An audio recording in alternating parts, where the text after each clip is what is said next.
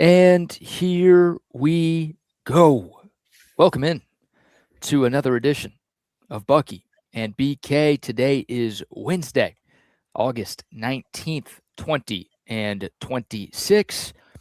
And the Buck and I are with y'all for the next 2 hours. On today's show, we all prayed and the football gods listened. A very positive update on Texas left tackle Trevor Goosby. We'll talk about that and what it means for the Longhorns here in 2026. Speaking of the 2026 Texas football season, the AP preseason All-America team came out yesterday. The Longhorns leading the way with 4 members. We'll talk about that. We've got some sound from Steve Sarkisian's media availability from earlier in the week. Little NFL conversation to dive into as the Dallas Cowboys and New Orleans Saints can't stop fighting each other. We've got some other big headlines from around the world of sports as well, plus the BBK news, why today's not so bad, and our weekly Chop It Up with Chip segment coming up at the top of the next hour. Appreciate all of y'all spending some of your Wednesday with us. Happy hump day, my man. How are you today?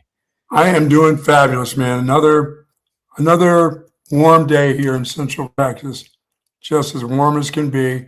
Same for today, same for tomorrow, same throughout the weekend. No rain in sight, just heat. Glad we got that rain in July. I'm not glad for the people that got all the flooding, but boy, oh boy, it just seems like it hadn't rained since, I think it was maybe the 21st of July it was. Nothing since. Doesn't seem like it. I don't know if I buy that. I think it's rained a lot more recently than a month ago. I think it's getting close for me where I am. We're seeing rain. It's just brutal. It's just hot and more hot. It's just August here. Yeah. Nothing has changed, but I feel good. I'm very careful of, that's not true except for playing golf. I'm very careful of how much time I spend outside right now because it can be just brutal. And for these football players and these coaches and these band members and these cheerleaders, I don't know. It's good to be young. Wish I were young again, but that's okay. I'm not, and that ain't changing. So just get used to it, buddy. How are you feeling today? Better. Still not where I'd like to be. Because you're still in the ocean. Yeah, still in the ocean. Still a lot of motion in the ocean. A lot of motion in that ocean, huh? Yeah, I feel bad saying this, but I'm going to say it. Yesterday was one of the worst days of my life. I'm very grateful to say that. I've lived a very good life, but motion sickness is no joke. I feel like everybody has gone through it at some point in their life. But yeah, motion sickness is brutal, and it was basically 24 hours of that. And I don't think I'm fully over it because, again, we're still out at sea right now. Right. Very excited to touch land later today. But yeah, no, I didn't eat anything. I was pretty much laying in bed all day, just drinking fluids and feeling like I was going to heave all day long. So not the best day of my life, I could tell you that. You will not be joining the Navy. That's not where you'd like to be. That's one of a million reasons why I will not be joining the Navy. The Navy doesn't want me, first of all. That's probably the biggest one. And after yesterday, I don't want the Navy either. Yeah, well, I hope you feel better. I think you will. When you hit land, you give yourself about a half hour, 15 minutes to a half hour. You'd be surprised how quickly that changes once you're back on land. You got your feet underneath you. And it's not feeling like you're walking on water or trying to walk on top of water. Every step you take, there's movement in your legs and your ankles and your stomach and your head. That's an awful feeling when you're stuck there. It really is. I hope you have a good day or get to where you need to get to as quick as possible. Yeah, you don't need to see any more sights, do you? You just need to get there on land. I would like to be on land as soon as possible. No doubt about it. Good day to the soldiers at Fort Hood, Texas, the soldiers in the state of Texas, and all those that fight for us each and every day. Thank you so very much for what you do. We do appreciate what you do. We appreciate your family sharing you with all of us. And to you and your families, do be safe out there, please. Yes, indeed. All right, plenty of sports conversation to get into, and we'll start with a very positive injury update for Texas All-American left tackle Trevor Goosby, who, of course, left practice early on Monday with what was initially described as a knee injury, and fans feared the worst, right? knee injury in practice, in training camp. I mean, Texas has dealt with this before. A lot of college football fan bases have dealt with this before, where somebody goes down before the season even starts and it totally changes the expectations for an entire year. You hear knee injury for a big guy, and we all know how good and how important Trevor Goosby is. My mind went to a very, very dark place. Thankfully, we got some good news. The MRI that Goosby had yesterday revealed a bone bruise in the left knee for the Horns' left tackle. And as of this morning, according to Anwar Richardson of Orange Bloods, there's a 2 to 3 week timeline for Trevor Goosby returning to football. We are 17 days away from game 1 against Texas State. Maybe more importantly, Buck, we are 24 days away from game 2 against Ohio State. Obviously, the 2 to 3 week timeline, if that's accurate, that's kind of right in that range. So it seems like best case scenario, Goosby's back for the season opener against Texas State. But it does sound like there is a very, very good chance that he will at least be available for that huge revenge game against the Buckeyes, that top 5 matchup on September 12th. Yeah, structurally no damage. It's just a bruise is a bruise. It's like a hip pointer in your knee, and it doesn't matter because if you touch it or you get it banged, it doesn't heal up. It hurts like a mother, and But what you have to do is you got to take care of that. There'll be a lot of icing, and a lot of tubs, a lot of just not doing very much on it. Slowly walking, treadmill type of stuff. But dude, if you get hit on that again, that thing goes back to step 1. It's bruised all over again. I mean, you've had bruised ankles, twisted ankles. You've had bruised elbows or wrist or whatever. If you don't do the right things, that's a problem. I guarantee you this staff is going to do the right things by this dude. That dude is on the shelf right now. Yeah, and he should be. I mean, Trevor Goosby's proven enough. We know the type of player he is. Now, we also know how important cohesion and chemistry is on the offensive line, so I'm not going to sit here and act like this is an ideal situation, but obviously could have been a lot worse. But yeah, Trevor Goosby, the coaches know how good he is. His teammates know how good he is. They're going to err on the side of caution to make sure that they have him ready to go for Ohio State. And obviously, he's a tough kid, BK. He's played with shoulders where that have bothered him. He's an offensive lineman. I mean, he's not, he's not soft. So he understands. He'll know when his pain tolerance is there and when he has the mobility in. It's just probably sore as hell over the next couple of days, just soreness. Yeah, well, thank God that's all it is, because I was thinking we had a CL issue here or an Achilles issue here. Again, a big guy like that, knee injury, coming in practice, all of those things combined led me to think that, okay, this is an awful situation, and we're trying to find 5 good offensive linemen for Texas. We don't know about the depth of that group, and now you lose your best player. I mean, that would have totally changed my expectations for Texas this season. And, the fact that it's only a bone bruise, a very, very welcome injury update there. So, again, for me, the timeline is 24 days. Like, you could beat Texas State without Trevor Goosby. Of course, I'd like to have him out there to get some in-game reps with the first-team offense. But 24 days when Texas takes on Ohio State, look, that's the number 1 team in the country, according to both the AP and the coaches' polls. Yes, they lost a lot from their super talented 2025 defense that the Longhorns saw in Columbus, but it's Ohio State. They're always loaded with talent. Yes. You want to have your best guys on the field. It's obvious that Trevor Goosby is one of those guys. So for me, Buck, it's whatever Texas has to do. Maybe it's wrap him in bubble wrap. I don't know, but whatever needs to happen to get Trevor Goosby on the field for that week 2 primetime matchup against Ohio State, that should be the goal for this coaching staff, the training staff, and for Trevor Goosby himself. Right, yeah, he's not going to try to prove how tough he is. There's no reason to until that second week. So you give yourself another week of healing. You want to get back out there because you want to get some movement and see how you feel, but there's no reason to rush it here over the next week or so. That's just not smart. They're not going to do that. They're going to let that thing heal up and, like I said, gets lots of treatment. He'll be on the field. He'll be walking around, whether he's in a, one of those little air cast things walking around, but he's not going to get out there and do any movement for a while. Yeah, I think you're right. No need to. Again, he's we know how good he is. He's been in the program for a long time. He's first-team All-SEC left tackle last year. I mean, he's been named to every preseason award watch list that an offensive lineman could possibly be named to. He's the real deal. He almost needs no introduction at this point. But like I said, I guess, can remember him playing with a bum shoulder and getting out there and looking pretty good. So, like I said, he's not a soft guy. He seems to know how to play hurt. He knows how his body works. Yeah, now it's make sure there's no setbacks. Again, like Absolutely. you dodged a bullet with this one. I think that's obvious, and whatever you have to do to make sure that this thing heals and recovers the way that it's supposed to get him on the field again for that second game. More importantly, that's a big deal. So, yeah, very positive Trevor Goosby injury update. Again, it was very, very scary for a few hours yesterday once the initial report came out that Goosby had to leave Monday's practice. But we got the MRI results yesterday afternoon, and then finally the timetable early this morning about Trevor Goosby. Yeah, that's a lot. That's big time good news right there now.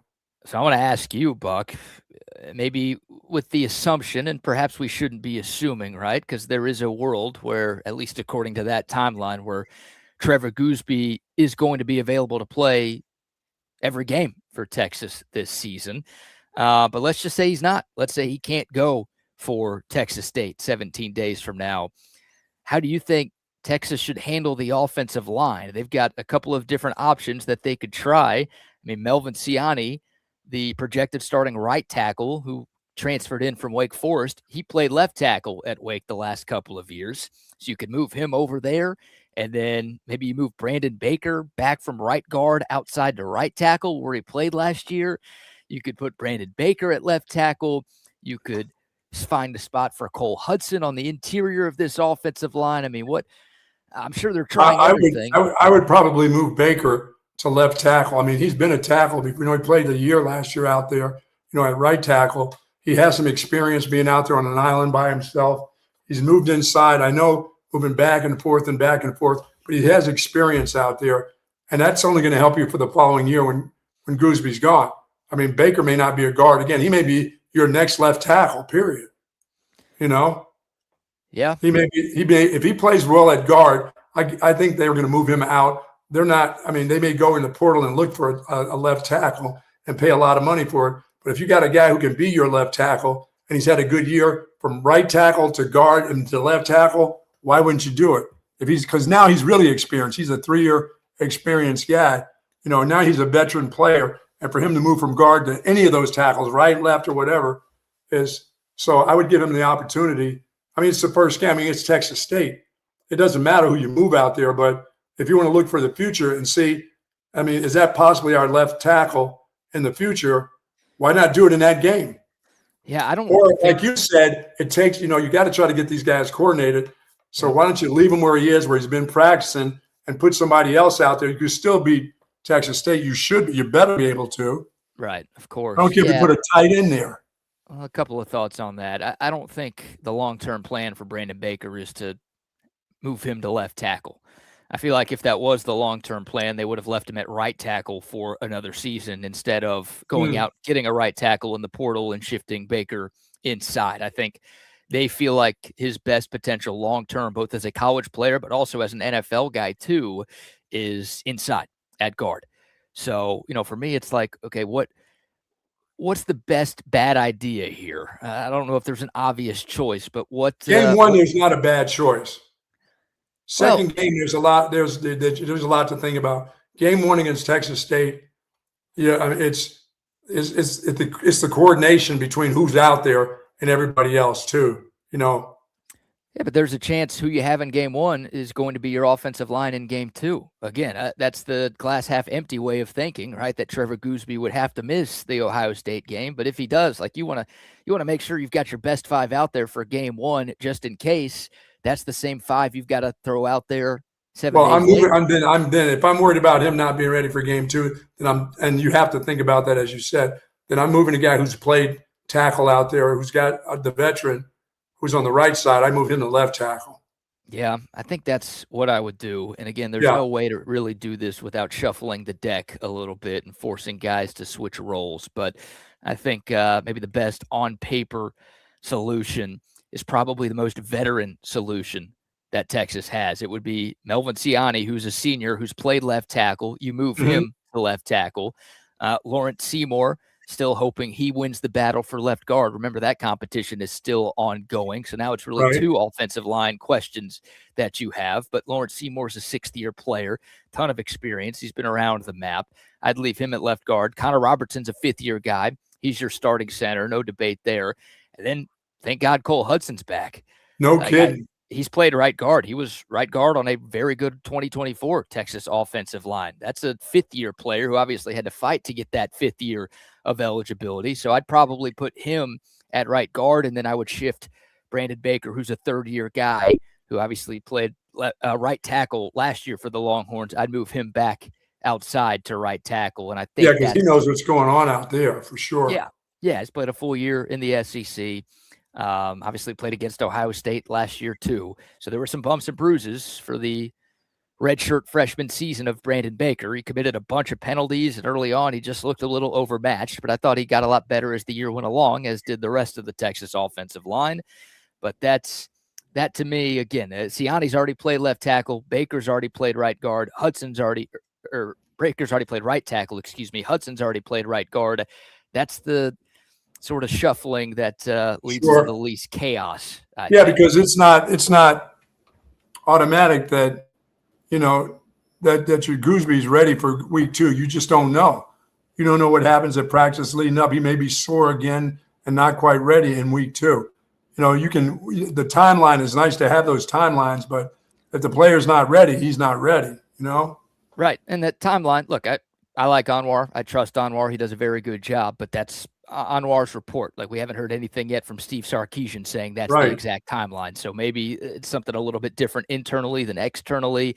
Maybe it's a quicker timeline inside Moncrief than it is with Anwar's reporting. Who knows? But yeah, I mean, look, I think you hope for the best, but you got to prepare for the worst.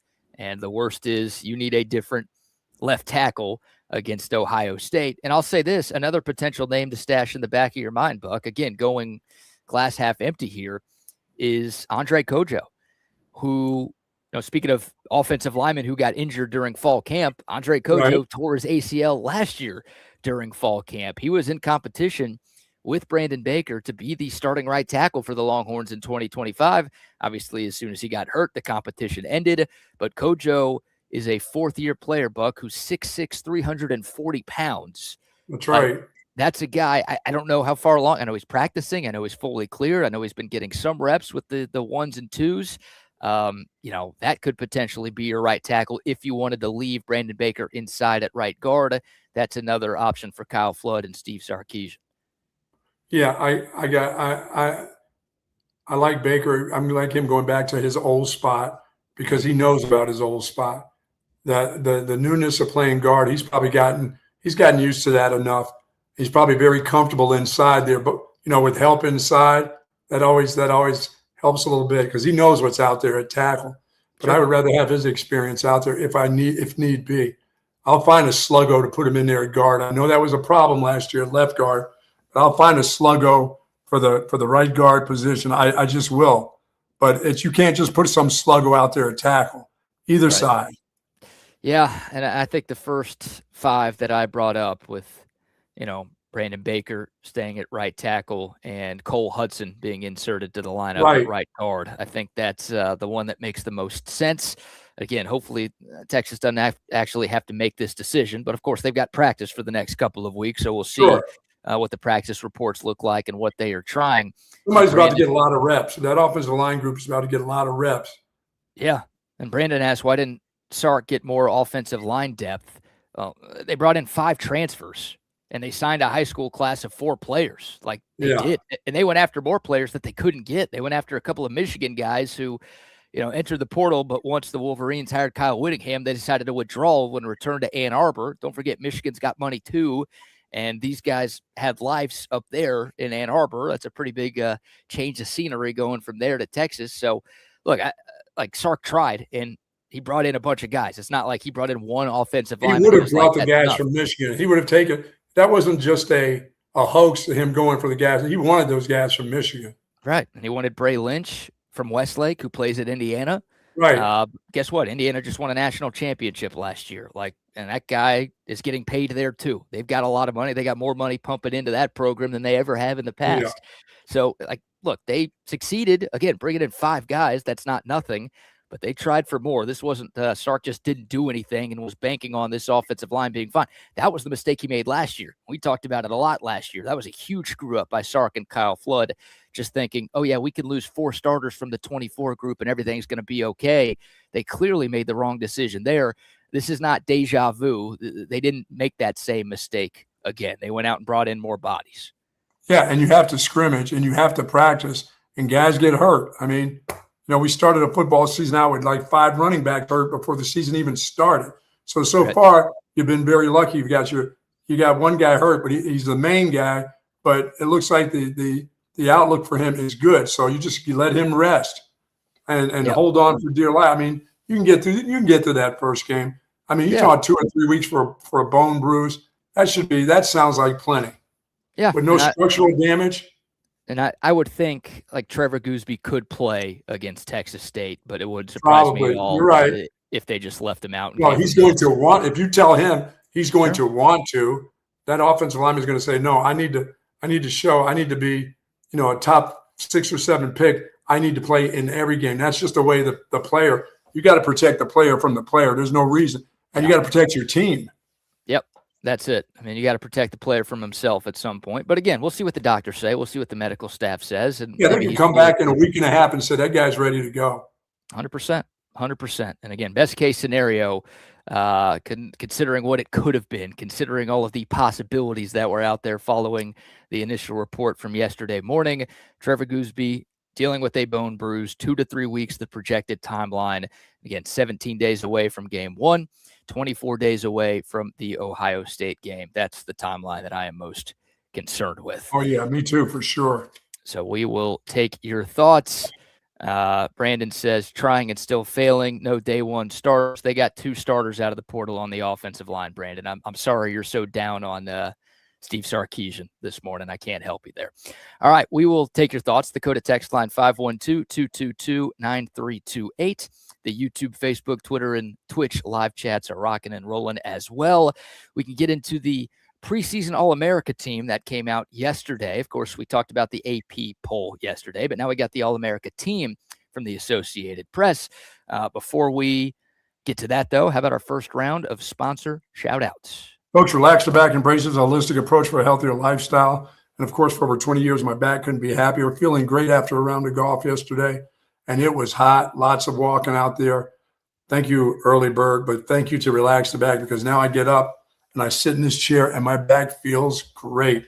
You just get up and sit in any chair, or you go over to the big taco and watch TV or do what you do for the early mornings, you are going to be sore. But thanks to Relax the Back, my back is feeling great. There's all kinds of things that Relax the Back can help you with. The accessories that they have are incredible. They've got zero gravity recliners, Tempur-Pedic pillows, mattress sets, human scale office chairs, desks, all the accessories that you want. But as I always say, guys, don't wait till your back starts hurting. Make sure you support your back as much as you can. And you can do that at Relax the Back.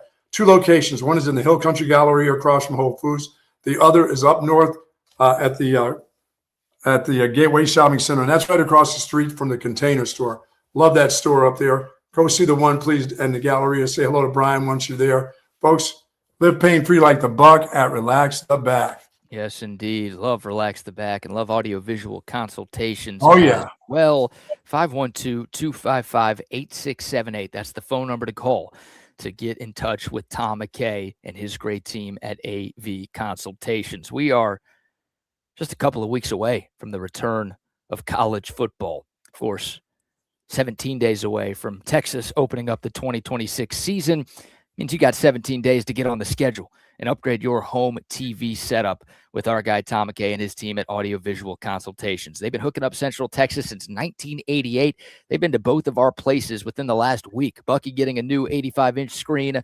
I moved into a new spot. I got the new big-time multi-screen setup going. Love the work of Audio Visual. You will too. Thousands of satisfied customers over the last nearly 4 decades. You can be next. TVs, home theater rooms, surround sound speakers. They do it all and then some. Give them a call. 512-255-8678. You can find out more online at avconsultations.com. Good morning to Jane and the gang over at Sue Patrick with all the incredible selection of lawn apparel. They've got collectibles, cards, shoes, bags for travel. If you're thinking of getting on the road when Texas hits the road, they've got luggage just for you. Longhorn luggage is there. The jelly cats have been restocked. They have everything that you're looking for. All the caps. Got to have a nice ball cap because it's going to be hot at 2:30 in a couple of weeks. I think it'll be hot still.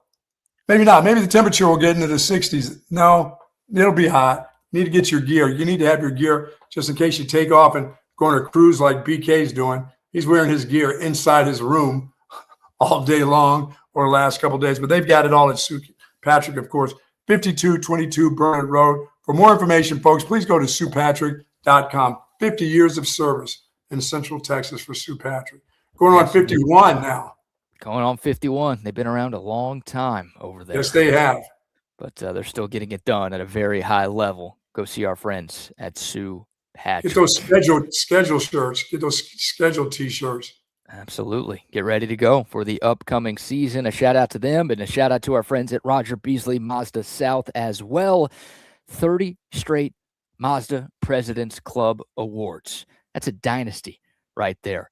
Mazda South, the #1 Mazda dealer in the state of Texas.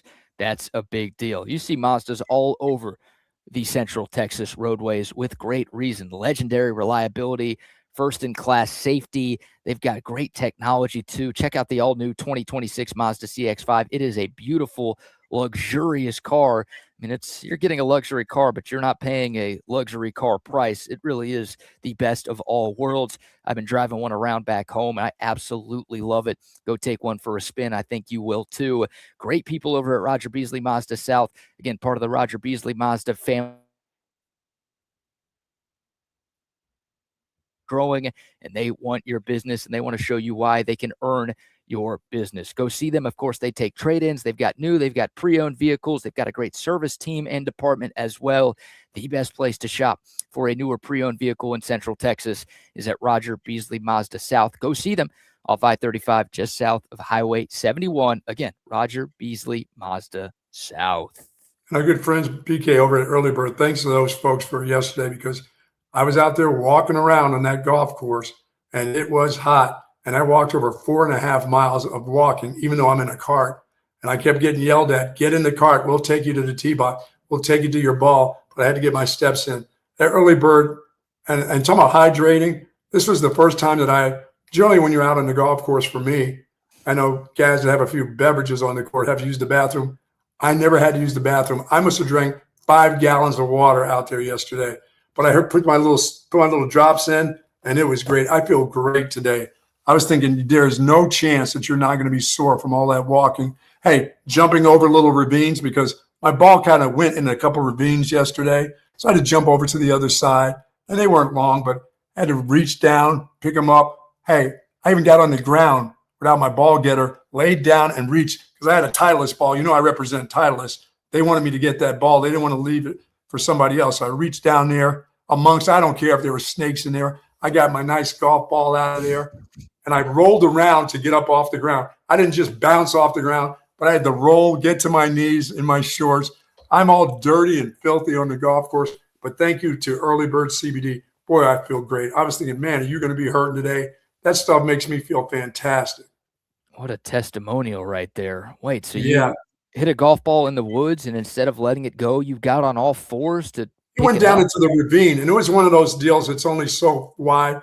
Jump over it, get on the ground, lie sideways, reach down my left arm, pull it out. I'm looking around for rattlesnakes and everything else. No water in it, just one of those dry beds. And I'm like, damn, you can get bit by a rattlesnake. No, you need that Titleist ball. You need that. Titleist would like for you to go get their golf ball, and I did. Aren't you sponsored by Titleist? Yes, I am.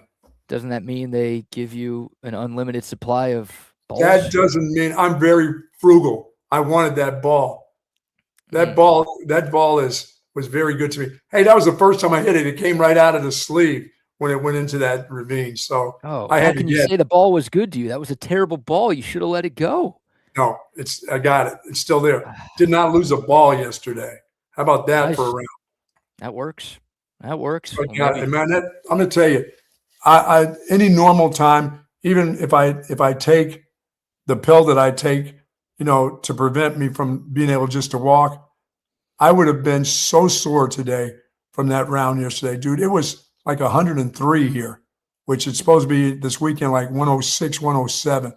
It can wear you down. And for folks that are doing stuff in their yard, and no matter what, you still got to do stuff at your home and get outside, move some hoses, take the trash out, do all those kind of things. Early bird CBD is the stuff.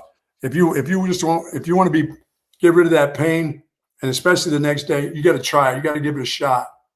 Yep. earlybirdcbd.com. That's the website. Use the promo code Bucky. You're going to get 20% off your first order, whether you're plumb bobbing or diving into ravines for golf balls or just trying to relax or take the edge off or whatever. Early Bird CBD has a product for you. By the way, no plumb bob. It's too hot for that. Nobody's on their knees. Nobody's, you know how you see the guys who see the PGA Tour and then they go out and play golf the next week and they're on one knee or laying down on the ground, plumb bobbing and do that. We don't play that. When it's your time to putt, you better be ready to go. Yeah. You're just trying to get in and out as quickly as you can. Oh if you're my playing God. 100-degree temps like you do every single week in the summertime in Central Texas. Good on you, though. Good on you. Oh, man. All right, so let's dive back into the Texas football conversation, Buck. If you're looking for another reason for optimism for the Longhorns in 2026, here you go. Also, if you're looking for another reason why there's so much pressure on this Texas team in 2026, here you go. The preseason Associated Press All-America team was announced yesterday. Of course, 2 days ago, we had the preseason top 25 from the AP, and Texas came in at number 5 in that poll. But yesterday, we got the preseason All-America team. Emphasis on team. It's not teams. It feels like most of these preseason teams have 2 or 3 or 4. This is just one roster, 27 players total on the AP preseason team. And how about this, Buck? The Texas Longhorns led the way with 4 players, more than anybody else in college football. 4 Longhorns on the first team.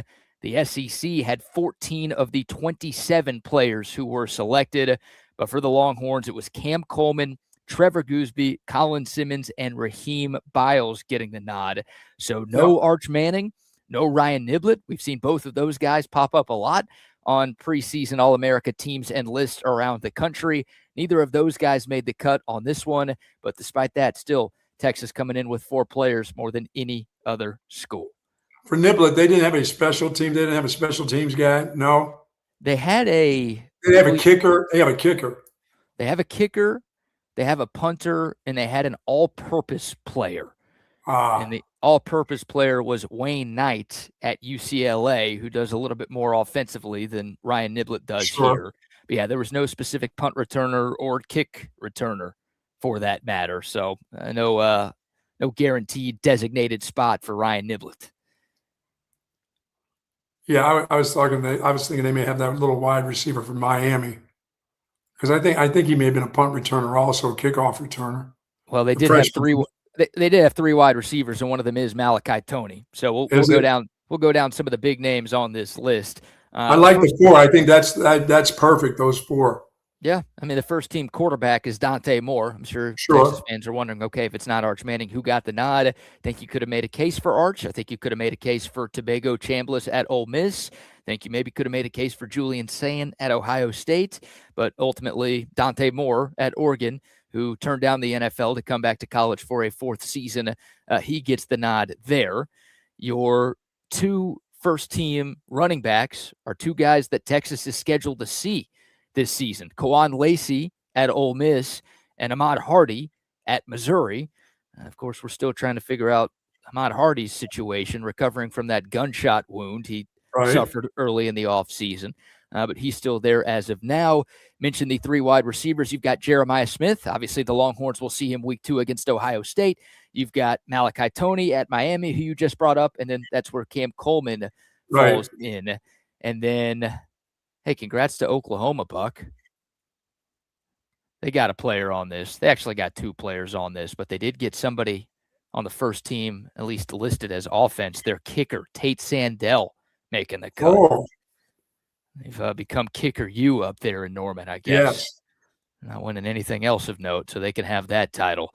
And then defensively, By the way, we mentioned Trevor Goosby's one of the starting or first team offensive tackles. Colin Right. Simmons and Dylan Stewart, the two edge rushers on the AP first team. Raheem Biles, one of the three linebackers that was selected for the AP first team. So there you go. There's your Texas contingent there. Yeah, once again, Chip loves Biles, and if people haven't seen him when he was at Pittsburgh, they're going to love watching this guy play. He is 100% all the time. He can go. Yeah, I think a lot of Texas fans didn't know a lot about Raheem Biles, like when he transferred to Texas, because like you said, I'm pretty sure they said he was at Pittsburgh. He went exactly. to Pittsburgh to get a guy. Not a lot of people are watching Pitt football, and I don't No. blame you for not watching Pitt football. But it's just, the more you watch Raheem Biles, but also just the more of these lists and rankings that come out, the more you see Raheem Biles' name pop up. This is not just a bunch of Texas fans and burnt orange Kool-Aid drinkers who are putting these lists together. I mean, this is the AP. This is media members from all over the country saying that they believe Raheem Biles is one of the three best linebackers in the country going into this and if season. he would have stayed where he was going to be on these lists too. Yep. Yeah, I think so. I mean, it's going to help him playing with more talent around him for at sure. The University of Texas. But he's got a big role here in Austin. He's got to replace Anthony Hill, who was an incredible player on the Longhorns defense for the last 3 years. Just kind of a versatile chess piece who could play off the edge, who could play off the ball, who could do pretty much anything you asked for him. Obviously a tremendous leader in that locker room. He's got big shoes to fill. And Raheem Biles is not the exact same body type or type of player that Anthony Hill is, but in terms of the expected impact that you would like for him to have in the middle of the Texas defense, that's the blueprint right there. Easy for me to say. Sure. So I'm expecting big things from Raheem Biles. I mean, we've seen him, again, all of these rankings and lists, his name continues to pop up, as does Colin Simmons as well. I mean, those are two. Obviously, we spent the start of the show talking about Trevor Goosby's injury. We've touched on it over the last couple of days that he's one of the most indispensable players on this Texas team.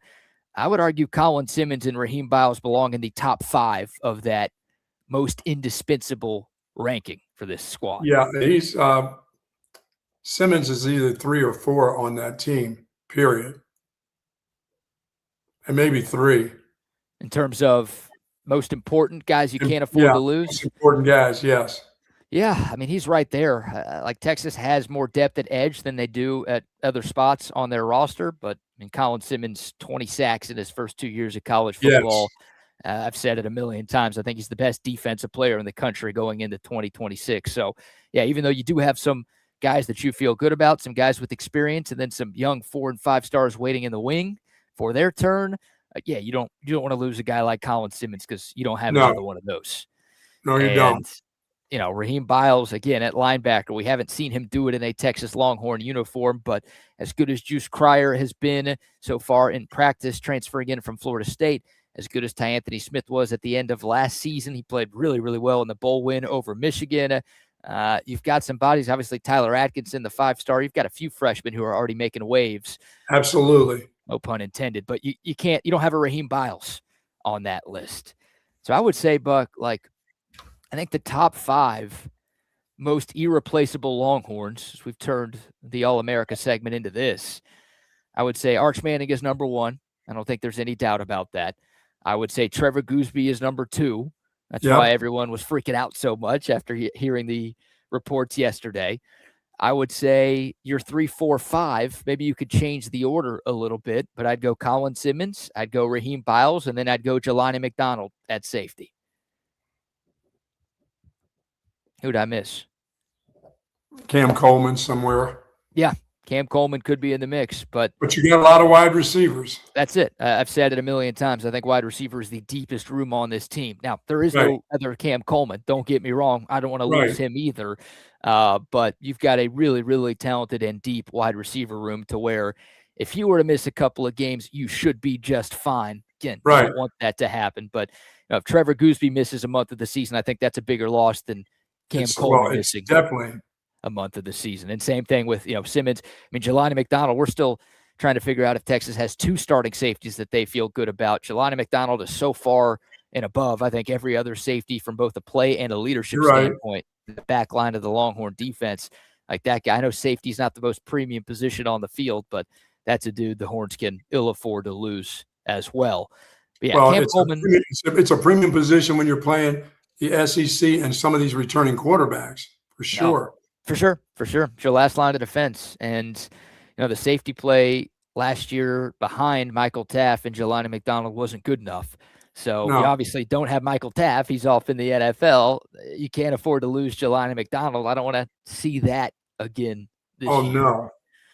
But yeah, Cam Coleman's probably an honorable mention for that list. Yeah, you're right. Just with the depth of the team, I mean, he's really important because he threatens the defense, period, all over the place. But now you still got guys that can go in there and get things done. You have a lot of depth there. That's why I think BK will see a lot of players play a lot more than we've seen over the last 6 years with Sark. How he has his 3 or 4 guys. I think we're going to see a lot more this year. Yeah, that's a big question I have about this Texas team is how big is that circle of trust in that wide receiver room? Right. Like you said, there's a lot of talented pieces there. And I feel like fans in the past have been clamoring for more rotation, right? Like, let's see what these other guys. For sure. But I just, I feel like it's I don't want to say a no-win situation for Steve Sarkisian. If he plays his hand right, then he's going to win and the fans are going to love him. But, if one of the starting receivers isn't maybe performing as well as he should, fans would get mad saying, well, why aren't you rotating guys in instead of him? And then if the guys who are rotated in, like if Dalen McCutcheon comes in a game and drops a pass, then fans are going to be like, why are you taking Emmett Mosley out? He's way better than that dude. So it's and the only way, folks, to find out is if they get in the games. That's sure. Just the way it goes. Yeah, and these guys, everyone's going to get chances. At least you hope everyone's going to get chances against Texas State. And this is more so an Ohio State conversation where it's like, look, even if, sorry to pick on Dalen McCutcheon, but I'll bring him up again. Let's say McCutcheon goes for 7 catches, 65 yards, and a touchdown against Texas State. He just puts up crazy numbers when he gets his opportunities there.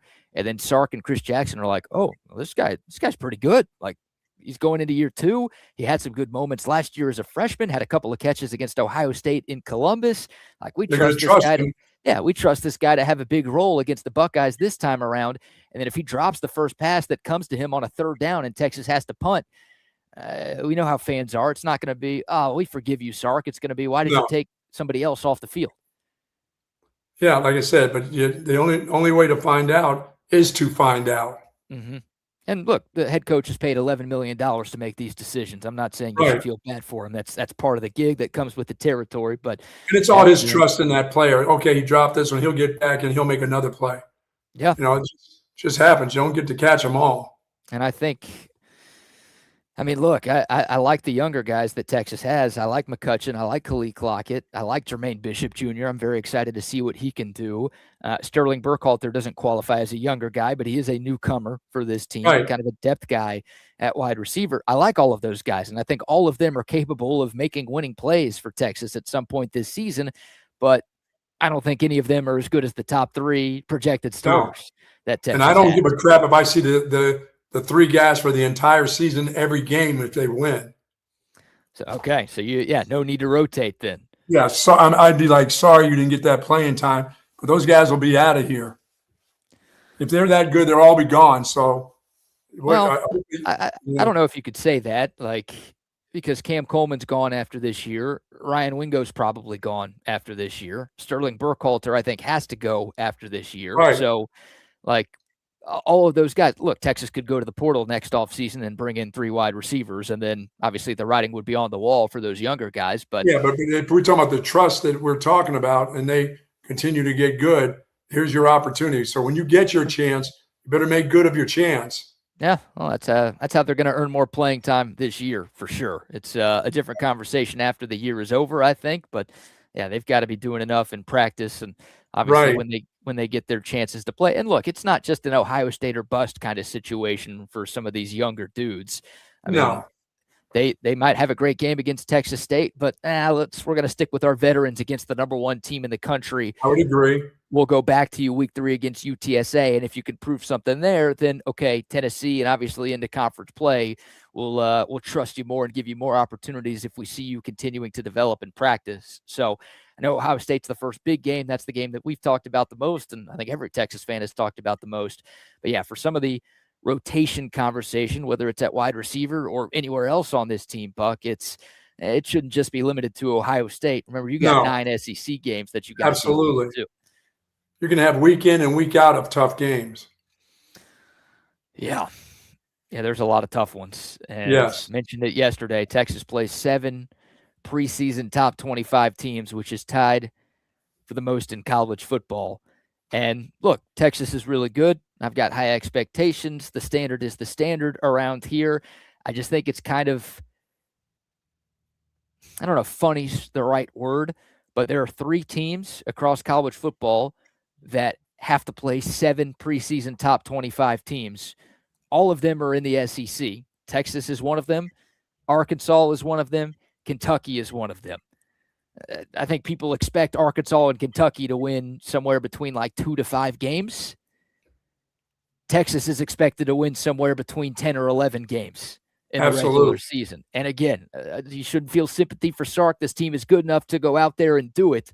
But I think those other 2 schools are going to be able to use that as an excuse where Texas fans aren't going to want to hear that at all. No, they're not going to want to hear anything but getting to the playoffs right now and winning in the playoff, getting to the final game. Yeah, I was going to say, getting to the playoffs I don't think is enough to calm the masses here. Obviously, it's a step after what happened in 2025, but that's not what the goal is for any Texas fan in 2026. No. So there you go. There's your AP preseason All-America team and some Texas football conversation. Again, 4 Longhorns making the cut, more than any other school in college football. No Arch Manning, no Ryan Niblett on those teams, or on that team, I should say. But Cam Coleman, Trevor Goosby, Colin Simmons, and Raheem Biles all making it. I said it earlier, the SEC had 14 of the 27 players on the first team. The Big Ten Conference coming in second with 8 players on the first team. Which I think means we could say the SEC is clearly the better conference, right, Buck?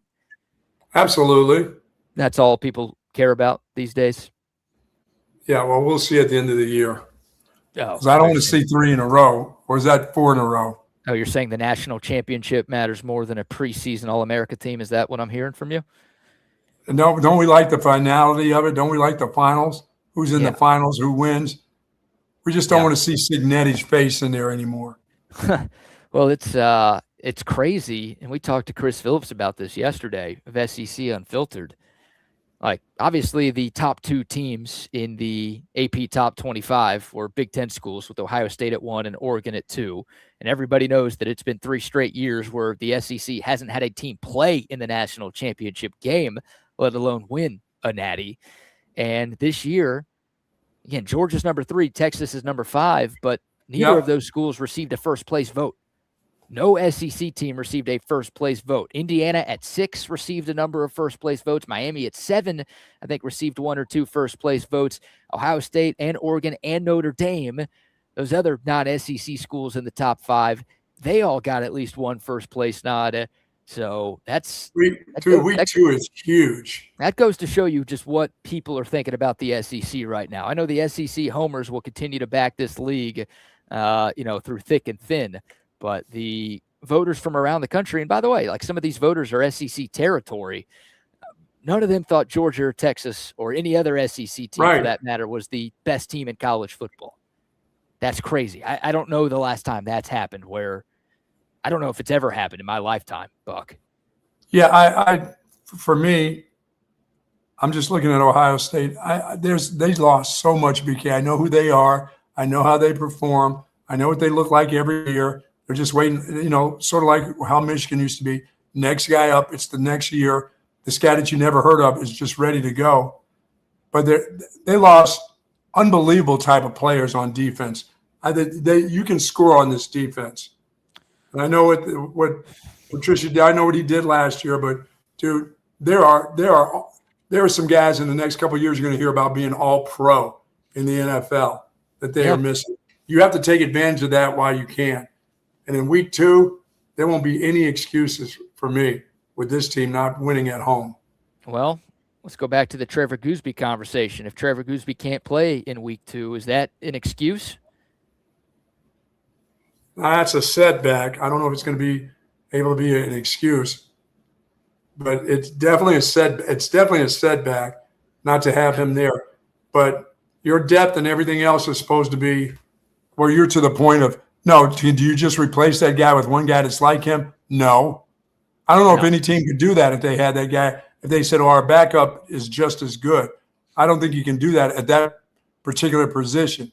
I don't think you can do. I don't think you can say, "Oh, our backup is just as good as the guy who started." There's not many teams in the country that can say that about their left tackle. It sounds like you're making an excuse. That's what I'm hearing is you're already preparing the excuse if Trevor Goosby can't play.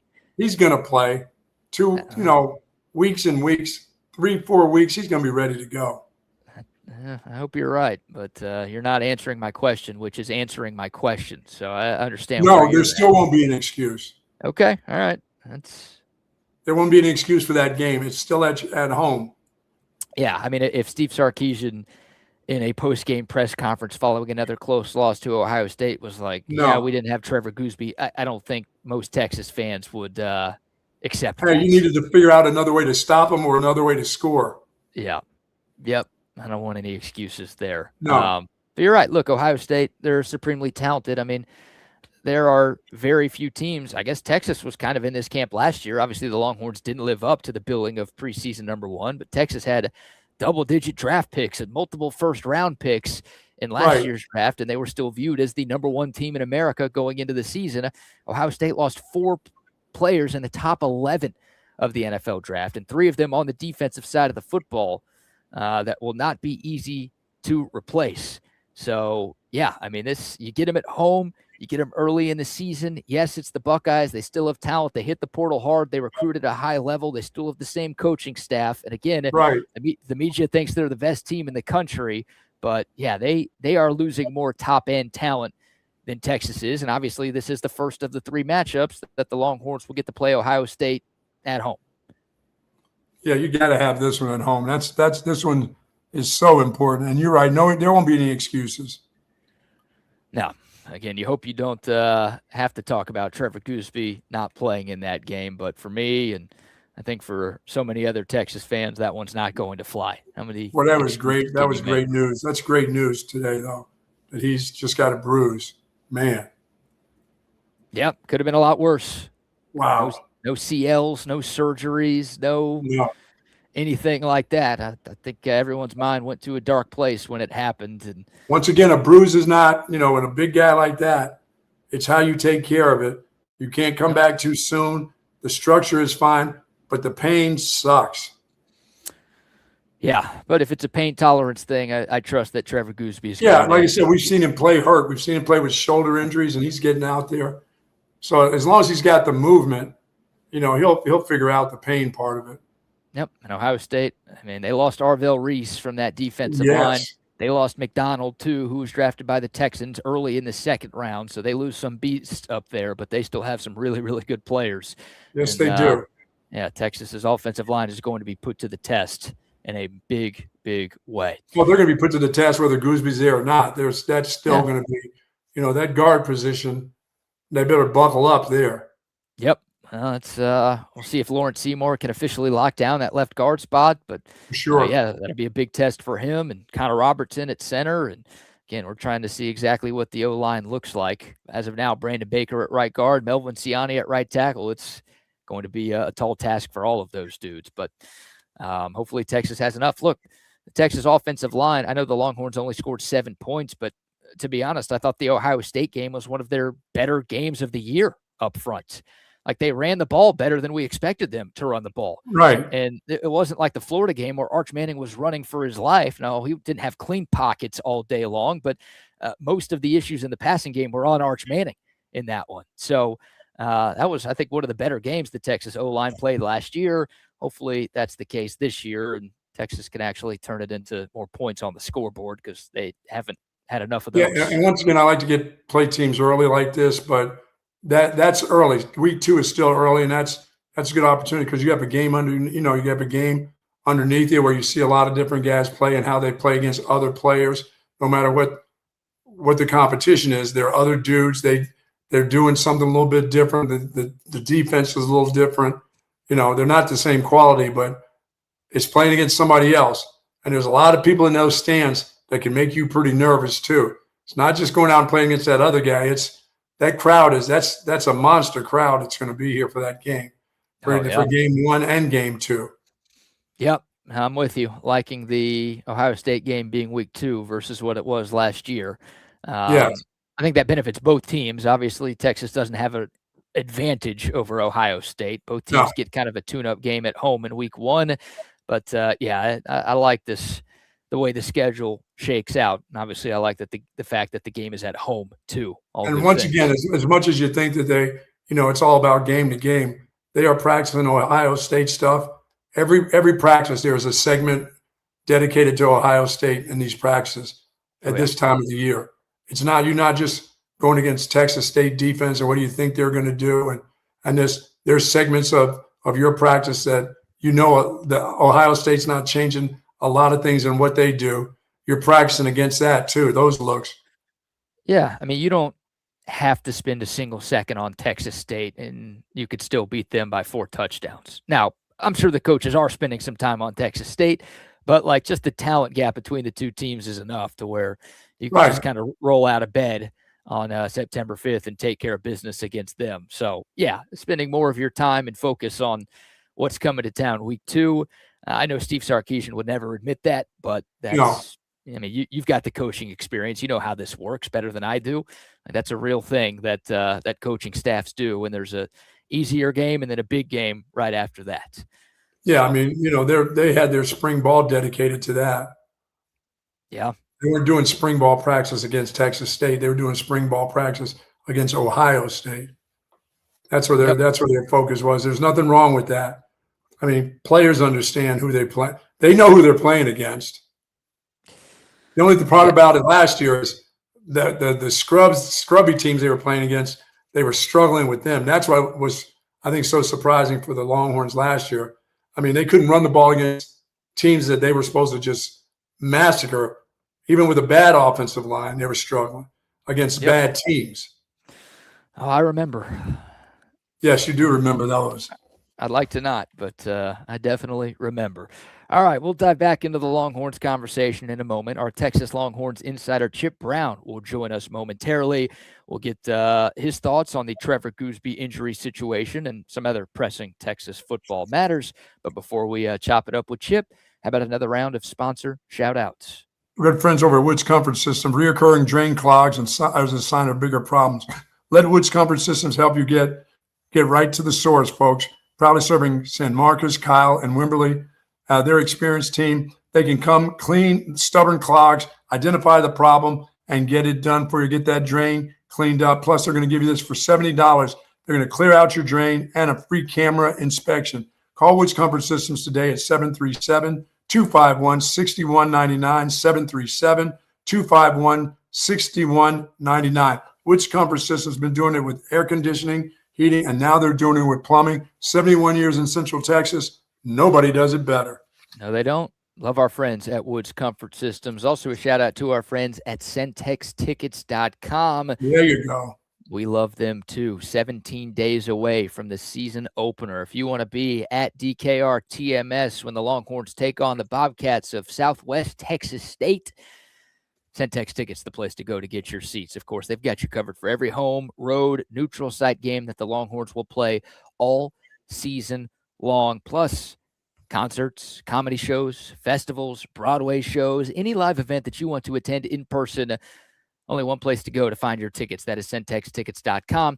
Don't forget to use our promo code CENTEX10. If you type that in at checkout, you are going to get 10% off of any ticket purchase, whether you're just buying one for yourself or buying some for the whole gang. CENTEXtickets.com. All right. Also a shout out. I didn't know if you were talking. You had your I'm good, buddy. Okay. Shout out to Altstadt Beer as well. The Altstadt Brewery, the best brewery in the state of Texas. Not just my words. It's been voted that twice this year. Check out the Altstadt Brewery down in Fredericksburg if you're looking for a place to go to kill an afternoon or to kill a weekend before football season gets here. check out the Altstadt Brewery. It's a gorgeous drive right through the heart of the Central Texas Hill Country. You get plenty of samples of their great beer. They've got an indoor area. They've got an outdoor beer garden. They've got live music going on every single weekend. And, of course, plenty of samples of the greatness that is Altstadt Beer. And, of course, if you can't make it out to Fredericksburg, you can make it to your local grocery store or liquor store and get you a six-pack of Altstadt. You can make it to your favorite local watering hole or restaurant and get you an Altstadt. It's popping up all over the great state of Texas with good reason. It is a damn good beer. Get you some. One sip and you won't go back to the other beers that you've been drinking in the past. It's my choice. Should be yours as well. It's Altstadt Beer. No impurities, no regrets. You look good today. You got your color back. There's some red in those cheeks. Thanks. Yeah, you're not blending into the wall or the curtains behind you.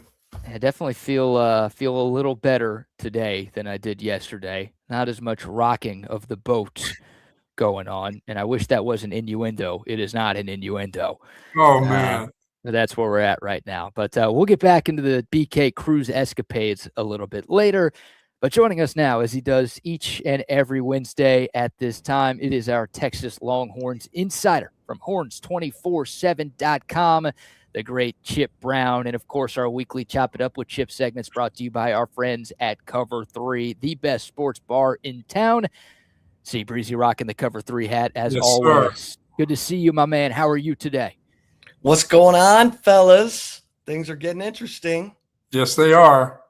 Oh, to say the least. Well, Chip, would love to get your thoughts. We've obviously spent a lot of this show talking about the Trevor Goosby situation, and it really sounds like Texas dodged a bullet, but we're still not 100% sure when Goosby is going to be back with the team.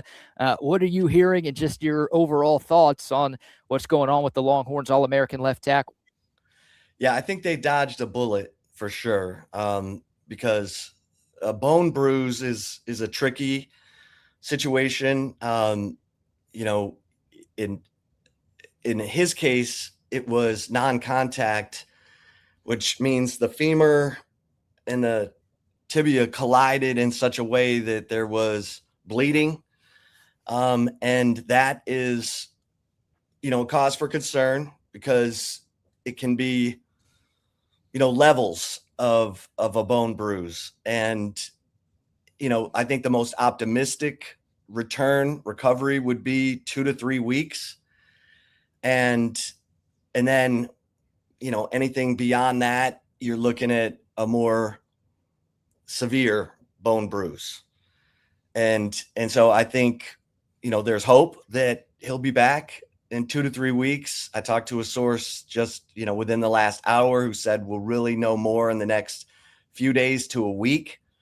But that, there's the possibility that it could be a mild bone bruise and he could be back, in 2 to 3 weeks. So we'll see how this recovery goes.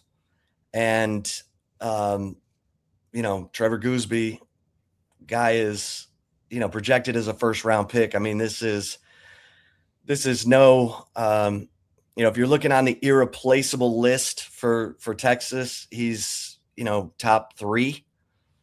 So, this is significant, but it sounds like Texas dodged a bullet. Chip, when I hear bone bruise, and especially with the knee, I think of the bad hip pointer that you get. And when you get one of those, you do nothing. I mean, it takes you a week and you don't sneeze real hard. You put your belt on real lightly, and just anything to the touch of that is just going to hurt. But slowly and gradually, it just gets better and better and better. It never goes away. You get a bone bruise. I mean, you get a hip pointer during your football season. It's like you got a hip pointer in week 9 still. It doesn't go away, but you learn how to stand the pain and you play with it. And when there's no structural damage, that's a good thing, but it doesn't mean it doesn't hurt. Right. It doesn't mean you can't screw it up and hurt it more. Right. And in his situation, it's probably better for an offensive lineman, because he doesn't have the dynamic. I mean, look, he's going to have weight and pressure at angles that other players don't have, but he's not having to, do dramatic cuts in at full speed. And so, that can help, but you're right. Your recovery is very gradual. I mean, you want to get some blood flowing through the area, but you don't want to push it. You just want to make sure that you're doing what you need to do to get blood flow through there. So yeah, just like any other bruise, I mean, the swelling must be incredible. And people see that and they're thinking, oh, it's the worst case scenario when they first saw it had to be. Yeah. Yeah. So it's, this is, circle the wagons type stuff. And Lawrence Seymour's got a little ankle situation, and he has not practiced since the scrimmage. So, the left side of your line is getting some work from the second team, and that's good. You want to build depth, and it was Andre Kojo at left tackle at practice last night. Andre Kojo was competing at right tackle last year, and Steve Sarkisian said he was right there neck and neck with Brandon Baker when he tore his ACL. Andre Kojo looks good. I mean, we saw him out at practice. The guy is, he's 340, but looks, carries it well. He's 6'6". So we'll see how that turns out, when the coaches watch the film for practice last night, see how he did. But, Andre Kojo, there's a guy who's trying to get back and trying to, say, hey, I'm still here. Yeah. Chip Brown, horns247.com, joining us here on Bucky and BK. Of course, our weekly Chop It Up with Chip segment brought to you by our friends at Cover 3, the best sports bar in town. And you started to answer my next question there, Chip. I mean, look, obviously you hope for the best. You hope Trevor Goosby is good to go by the time Texas takes the field against Texas State. But obviously this coaching staff has to prepare for the worst, him missing time once the season starts.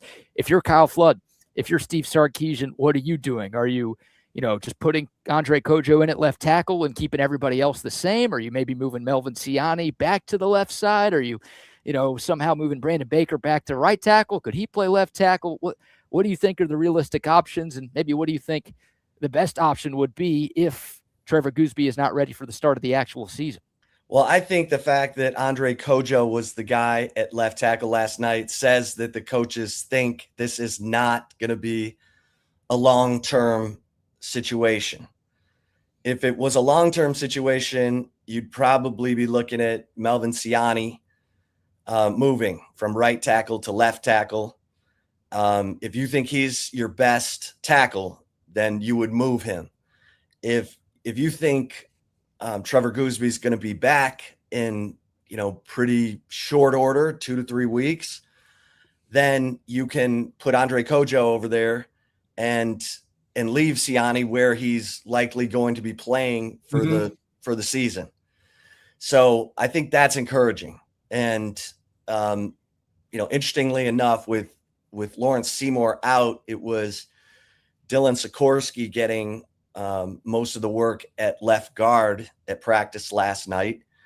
As they continue to work Cole Hudson in, they're not, Hudson has worked with the second team offensive line. And he's getting back into the flow to where, they're not going to have to put him on a pitch count because he's not been with the team for the entirety of training camp. But Dylan Sikorsky, it's a vote of confidence for him to be, playing over there at left guard in practice. Coach is taking a look. This is the time. Take a look. Let's see how he looks with the first team. He's a big guy, 340 pounds, athletic. He has had a weird journey in football because he came in to Oregon State. They were kind of loaded on the offensive line. So he went over to the defensive line and spent, his, some of his early time at Oregon State on the defensive line, and then moved back over to the offensive line. So he's, he could be making big strides as a guy who's raw, and we'll have to see what, once that depth chart comes out, but he's at least getting some reps with the ones. Chip, does Kojo have a schedule or timetable? You say he's in there at left tackle now. So is the timetable now? Because that injury, not even quite a year, is it? Or is it about a year now? Yeah, I mean, he's full recovery, full go. So, Okay. It was it's a little over a year Okay. that it happened. So he's fully cleared and good to go. And I know he's hungry. I know he's hungry to show that he's got it. And I think the coaches, believe in him because he was getting a chance at right tackle last year. So, I think they wanted to see how he held up against those pass rushers. I didn't know if they were slow. I didn't know if they were still kind of slow playing it for him as the season goes on to be a backup, or if somebody got hurt. Just like right now, he'd be ready, in a couple of weeks or a month or two, or third game or fourth game. But he's a full go. He's just going. Yeah, and it's good to hear. Seems like right now he's your number 3 tackle. Awesome. Jordan Coleman's a guy they really like. Redshirt freshman, huge. And I imagine, Coleman's probably going to get some snaps with the ones as well, because he's a guy they want to keep grooming and bringing along. They don't, can't afford to lose him. But right now it looks like Kojo is the number 3 tackle. Something to monitor for sure. Chip Brown, horns247.com, joining us here on Bucky and BK. Of course, this segment presented by our great friends at Cover 3. See, Breezy, this is the first time we've gotten a chance to talk to you since the first scrimmage of fall camp that went down at this past weekend. Obviously, Trevor Goosby's been dominating most of the conversation for Texas fans over the last couple of days, but still plenty of takeaways and observations from what went down this past weekend at DKR. Your thoughts and observations, and maybe what stood out to you the most from what you've heard from Saturday's opening scrimmage. Well, I hate to do this to Arch because I think he's going to be fine, but he just did not have a good scrimmage. His first possession, he leads him down the field. He's late on a throw. Jonah Williams intercepts it. And then, he comes back out after like 30 minutes and he gets intercepted by Grayson Littleton on a screen pass. And then he doesn't, get back in there. And this is, Steve Sarkisian said it's the format is his fault because they did have a halftime and then Arch came out and it was thud tempo. So they were live. They were tackling early in the scrimmage. And so he didn't want Arch, all involved in that. And a lot of the first team guys on offense, the skill guys, and so he saved them for the thud tempo. But it was tough. I mean, Arch didn't get into a rhythm. He threw a couple interceptions. Now, in the thud tempo, he threw like a 70-yard touchdown pass to Ryan Wingo. He had a nice long pass to Cam Coleman, and it finished better than it started. But he just didn't get into a rhythm. So, Sarkisian said he'll change up the format, whatever. But KJ. Oh, yeah, he'll change up the format so that offense looks good. That's not going to happen 2 times in a row. Yeah. Yeah. And Colin Simmons, he was totally disruptive. Yes. Observers of the scrimmage said there were, they couldn't count how many times Colin Simmons got back there and tapped the quarterback on the shoulder. Yeah, he may not even be in a scrimmage again. Yeah. But good news that the defense made some plays. You had some guys out because of this flu that Steve Sarkisian was talking about, including Raheem Biles. He didn't take part, although he's now back at practice. And there was I heard that Raleek Brown had a one-handed catch that would, made everyone's jaw drop. And so, I think there were some good plays from Hollywood Smothers, although Steve Sarkisian said that Kobe Black had a really good open field tackle. And Grayson Littleton also had a good open field tackle. So did Jonah Williams against those running backs. So he was encouraged by that from a defensive standpoint. But I think the skill guys are legit all the way around. Probably not dynamic at tight end, but we'll see. They got different guys for different roles, but the receivers are legit. The running backs are legit. Arch will have a better day. And but I do think this defense, I think Will Muschamp's feeling better about this defense.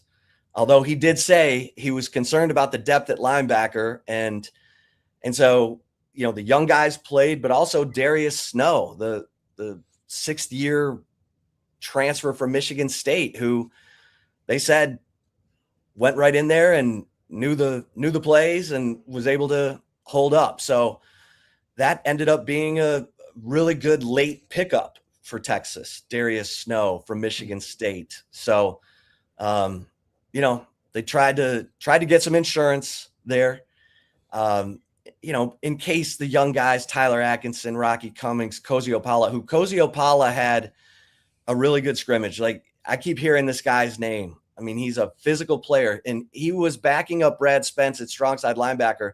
They're cross-training him now. I mean, they feel like he's physical and smart enough to, learn all the linebacker positions. So keep an eye out for Cozy Opala. I think he's a guy who's going to get on the field. Chip, was the defense in the backfield all the time, or did the offensive line hold up to the defense a little bit? I know defense generally wins scrimmage number one. It's all about the defense. Guys didn't have enough time. They didn't have enough room, but they hold up pretty good against that defense. Yeah, I asked about that specifically, and they held up. I mean, look, Colin Simmons is Colin Simmons. Yes. But they held up well. In fact, Trevor Goosby, Lawrence Seymour, that side of the line did well. And I think that, they're encouraged. They're encouraged that at full strength, this offensive line is going to be better. I mean, how can it not be better? Yes. But it's going to be better. And that Seymour may be short. They list him at 6'2". He might be 6 feet, but he's hard to move. He's got, like, remember Dan Neal, Mr. Leverage. Guy understands leverage. Good hands, good feet. So we'll see. I mean, I saw Lawrence Seymour and I was like, this is Sesame Street. Which one of these guys doesn't belong?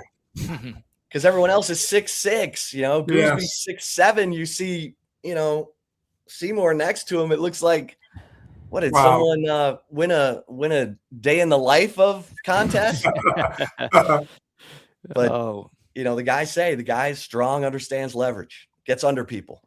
That matters. That matters. Low man wins, as they say. Low man wins. Chip Brown, horns247.com, joining us here on Bucky and BK, our weekly Chop It Up with Chip segment presented by our great friends at Cover 3, the best sports bar in town. Go check out their 2 Austin area locations. Well, Chip, I don't know if our guy Derek has been reading your work over at horns247.com, but I read your article that you posted the other day talking about Grayson Littleton and his expanding role in his second year at Texas, and obviously his first year in the Will Muschamp system. Talk about Grayson Littleton a little bit. I feel like not enough Texas fans are talking about him, despite how much he played as a true freshman in 2025. Your thoughts on Littleton, and what type of year do you think he could have as a sophomore? Well, I think he needed to prove himself to Muschamp, because Muschamp, that nickel spot in his defense is so important, because he wants a physical guy who will come downhill against the run. And Grayson Littleton, I think they were looking at Bo Masco in that nickel, because he is a gritty veteran. He's thick. He's not super long, but he's thick. He's tough. And he's shown that he'll come down against the run.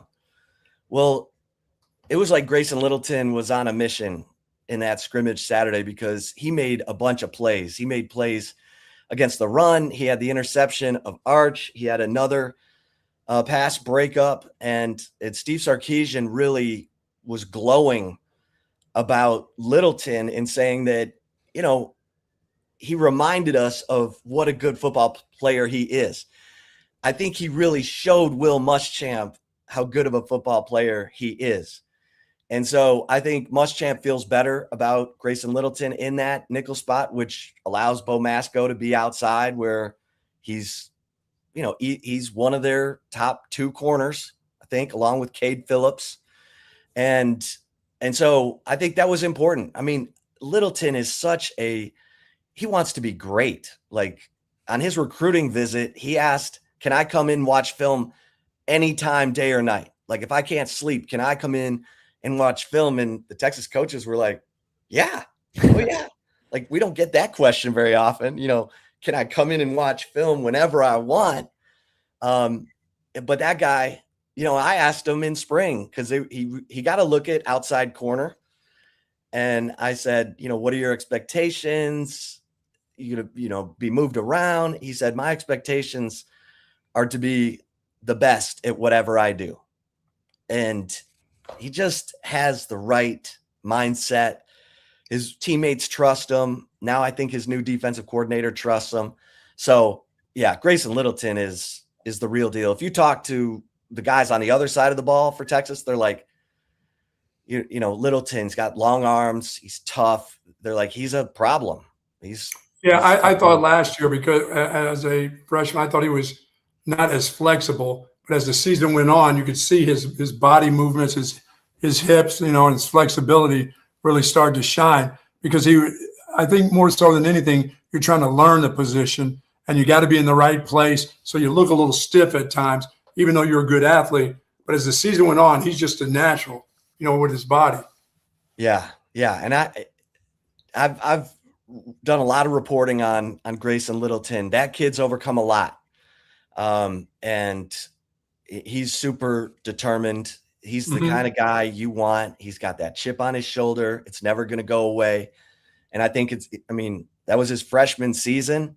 Yeah. And he was, one of the better cover guys. And how about this? His first game was against Ohio State, Jeremiah Smith. Yeah. And he held up. In fact, that was his highest graded game of the season. His first game against Ohio State and Jeremiah Smith, according to Pro Football Focus. So the guy loves a challenge. He's going to get them. He's going to get all kinds of challenges. Oh, yeah. No doubt. Chip, my last question, I got to ask you about Michael Terry III. I feel like we've asked you about him once or twice in fall camp, and his name keeps popping up more and more. We know it's a very loaded and talented running back room. You talked about that a little bit earlier, but do you think this is a real possibility that Michael Terry has some sort of role on this team this year? Or is this, hey, just in case somebody goes down, we got to make sure our depth guys are ready? Like, what should we maybe be expecting a little more than we were a couple of weeks ago with Michael Terry III? Well, I'll tell you what, he has taken on the challenge of being a super physical back. And so he's hammering in there. I mean, it's 6'3", 227. He's hammering in there, and I think they're looking at him in some, short yardage situations. I thought they would give that to Derek Cooper because Derek Cooper is a guy who could, as Bucky pointed out the last time we talked, he could hammer in there for short yardage and come out of the pile and go 60. I don't know if Michael Terry can do that, but he's given the coaches what they want, and he's trying to show that, hey, I'm physical, I'm tough, I'll drag guys with me. And, if the offensive line is better, then he'll have a chance to succeed. Yeah, but the true sign of it is they're not looking for another position for him now. They're not, at this time of the year, they're not saying, well, maybe he's more of a tight end. They're still saying, we like him at running back. That's a good sign. Yeah. Yeah. So it's, I've said, I don't know what his position is. Yeah. But kudos to Michael Terry because he is absolutely, he's giving him everything that he's got. I mean, he's putting it out there. That dude could be a lead blocker. I mean, he's 200, like you said. If he's a lead blocker for some other big guy or for one of the running backs, that's fine too. Yeah. Yep. We'll see. We will see what happens for sure. Chip, great stuff as always. Before we let you go, I want to give you the opportunity to promote the work that you and your incredible team have going on at horns247.com. Yeah, get over to Horns 24/7. We got all kinds of, updates coming all fast and furious. I just posted that update about, Trevor Goosby's recovery timeline. And, just use the promo code HORNS60, get 60% off right now. And, or just get the annual membership and pay full price, because then you get an annual subscription to Paramount Plus as well. So you got options, but it's a good time to get in. I mean, look, Texas was number 5 in the AP poll. This team's way better than the team that I think is way better than the team that was preseason number 1 last year. I think voters are gun shy because Texas, whatever, had 3 losses, lost to Florida, and we know that Texas was not ready last year. This team looks like got a chance. So there we go. Horns247.com. Chip, great stuff as always, my friend. Really appreciate the time. Enjoy the rest of the week, and we'll talk to you next Wednesday. Thank you, Chip. Thanks, buddy. Cruise, my man, BK. Working on it. Just trying not to throw up over the side of the boat today. That's the You goal. And me both, man. I'm sorry about that. Yeah, it's I may be a one and done. You're not a cruiser. You're not a cruiser, Chip. Oh man, no. I've never been on a cruiser any longer. If those waves are rolling, man, my stomach is not happy. Oh man. Yep. Yeah. That's I should have listened to that advice before I got on this boat, I think. Well, the old man in the sea, not for me. No thanks. Chip, you're the man. We'll talk to you next week. Thank you, Chip. All right. There he goes. Chip Brown, horns247.com. Check out the great work he does over there. Of course, follow him on Twitter at ChipBrown247 as well. And our weekly Chop It Up with Chip segment is presented by our great friends at Cover 3, the best sports bar in Central Texas. 2 Austin area locations, one in Austin on Anderson Lane, just east of Mopac, the other up north in Round Rock off of I-35. Again, the best sports bar there is. TVs everywhere, comfortable seats, cold drinks. The food, though, that's what separates Cover 3 from the other sports bars in town. It feels like places don't even care about the food. They just, we'll put the games on and that's enough. That's not the way Cover 3 operates. It's really, really quality eating while getting the benefits of the sports bar atmosphere and environment that you want on a Saturday and Sunday during football season. The Sean Adams prime rib sandwich, you hear Chip talk about that all the time. It's fantastic. The brick chicken mac and cheese, that's my personal favorite item on the menu. Great burgers, sliders, nachos. Yeah, they've got the traditional sports bar food, but also they've got tons of other options as well. Give it a go. You're looking for a place to watch any game this season, see our friends at Cover 3, Dining Spirits Sports. And, of course, our good friends over at Texas Orthopedics, BK. If you've got problems and you're seeking specialized patient-focused orthopedic care for children and adults, contact the experts at Texas Orthopedics. Their physicians offer comprehensive surgical and non-surgical orthopedic care for both children and adults. Rehabilitation, spinal care, sports medicine, joint replacement, and more. Dr. Danny, Dr. Stockton are 2 of the dedicated orthopedic surgeons there. Their goal is to get you right back into good health and the great quality of life that you deserve. Texas Orthopedics is the largest independent orthopedic practice in Central Texas. For more information, please go to txortho.com. And do remember, they do rehabilitation. It's not always about the surgery. It's about rehabilitating the injury also at Texas Orthopedics. Yes, indeed. Shout out to Texas Orthopedics and also some love to our friends at Calshi. Before the season even kicks off, everyone's making predictions. Who wins the conference? Who makes the playoff? Who's lifting the trophy at season's end? On Calshi, America's #1 prediction market platform, you can trade those predictions in a live market. How about this? Will the Texas Longhorns win the college football national championship this year? Right now, the Longhorns are trading at a 12% probability, meaning a $100 trade would net you nearly $800. Oh, yeah. If you're confident in the Horns, get over to Calshi, make that trade. It's not just to win the national championship. It's playoff qualifiers. It's individual games as well. Plenty of things to trade on over at Calshi. And the beauty of Calshi is you're trading against peers in a live market, meaning there's no house. As the probability changes, you can buy in and out of your position, trade the draft pick, trade the game, and more, on Kalshi. Download the Kalshi app and use code Bucky to get $10 off when you trade $10. It's Kalshi, Kalshi, trade on anything. $300 bet could net me 2,400, huh? Yeah. A $300 trade would net you, just shy of 2,400. That's your payout for that deal on that trade. There's some confidence. Sounds like you're confident on a Wednesday. Yeah, that's not bad. Okay. Right now I'm seeing Notre Dame with the highest probability. They're trading at 13% to win it all. You've got Texas and Ohio State right behind them at 12%, followed by Oregon and Georgia at 11 and 10, respectively. The Bulldogs are what, 10? The Bulldogs are 10, yes. I just said it 2 seconds ago. You think I'd be smart enough to remember what I just said? Apparently, yeah. I don't want to give them any probabilities of anything except for failure. Kirby Smart's going to use that as motivation. Oh, did he hear that? You mean he heard that just now? Speaking of Georgia, by the way, Buck, I don't know if you saw this yesterday. We're seeing all of these NIL deals. Obviously, we've seen them with players over the last couple of years, but now we're starting to see like corporate partnerships with schools and even conferences. In the case of the Big 12, that got absolutely fleeced by Monster Energy. Yes.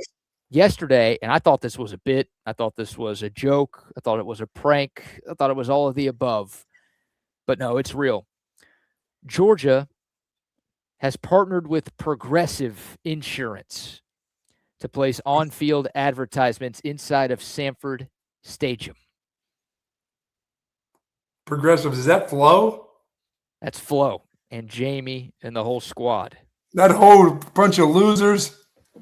Yeah. Yeah, I think that's where my insurance is with Progressive.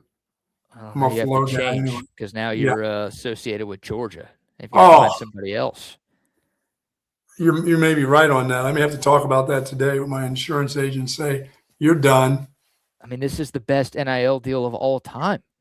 Like, Georgia needs this. All of the driving incidents that they have every year. Wow. It made too much sense to partner with a auto insurance company, did it not? It does make sense. I mean, Chico's bail bonds might have been a better partner for them with all of the arrests that they've had recently, but been kind of quiet though. Hasn't this been a summer of quietness for them? It's been maybe like 3 weeks of quietness for them, but there have been some players arrested and just some driving incidents this offseason at Georgia. There's no doubt. It's an incident if they get a parking ticket. My goodness. They shouldn't even have a parking ticket. Well, most of their incidents, unfortunately, are not parking tickets. I don't think they end in death. A lot of them end up in death. I don't think people would be talking about it as much if it was just parking tickets. Like the Texas football team, guys get parking tickets all the time. The media gets parking tickets all the time. Like UTPD does not mess around when it comes to where you plant your vehicle. No, they do not. But, we haven't had the type of incidents that Georgia has had, thankfully, in recent years. And it's just perfect. It really is perfect. There is no better partnership that Georgia could have had than this one. Progressive, huh? Nice. I almost feel like they should be paying Progressive themselves. Yeah, no kidding. They've made record profits off of Georgia football over the last 4 years. Maybe it's only right that they pay it back, That's true. You're right. So there you go. That's too good right there. All right, we'll take your thoughts. The code text line 512-222-9328.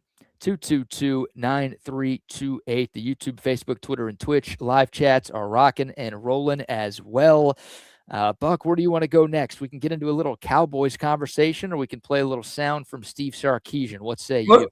Let's hear Sark, because I do want to get to that Cowboys deal. They're going to start getting rid of these camps, practicing against other people. That's getting dangerous, man.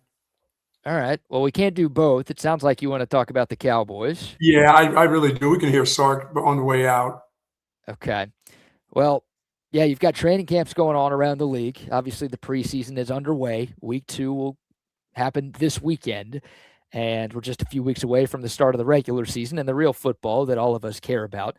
Yeah, you've got all these joint practices going on around the league, and this is not new to this year. It's been a thing a lot recently where if teams are maybe playing a preseason game against one another, or if they're just close enough in proximity to where it would makes sense for them to meet somewhere. They get together, they do joint practices, they have some scrimmages, and they kind of recreate some game-like situations. And I'm sure there are benefits to it because you're not just going up against the same guys every single day.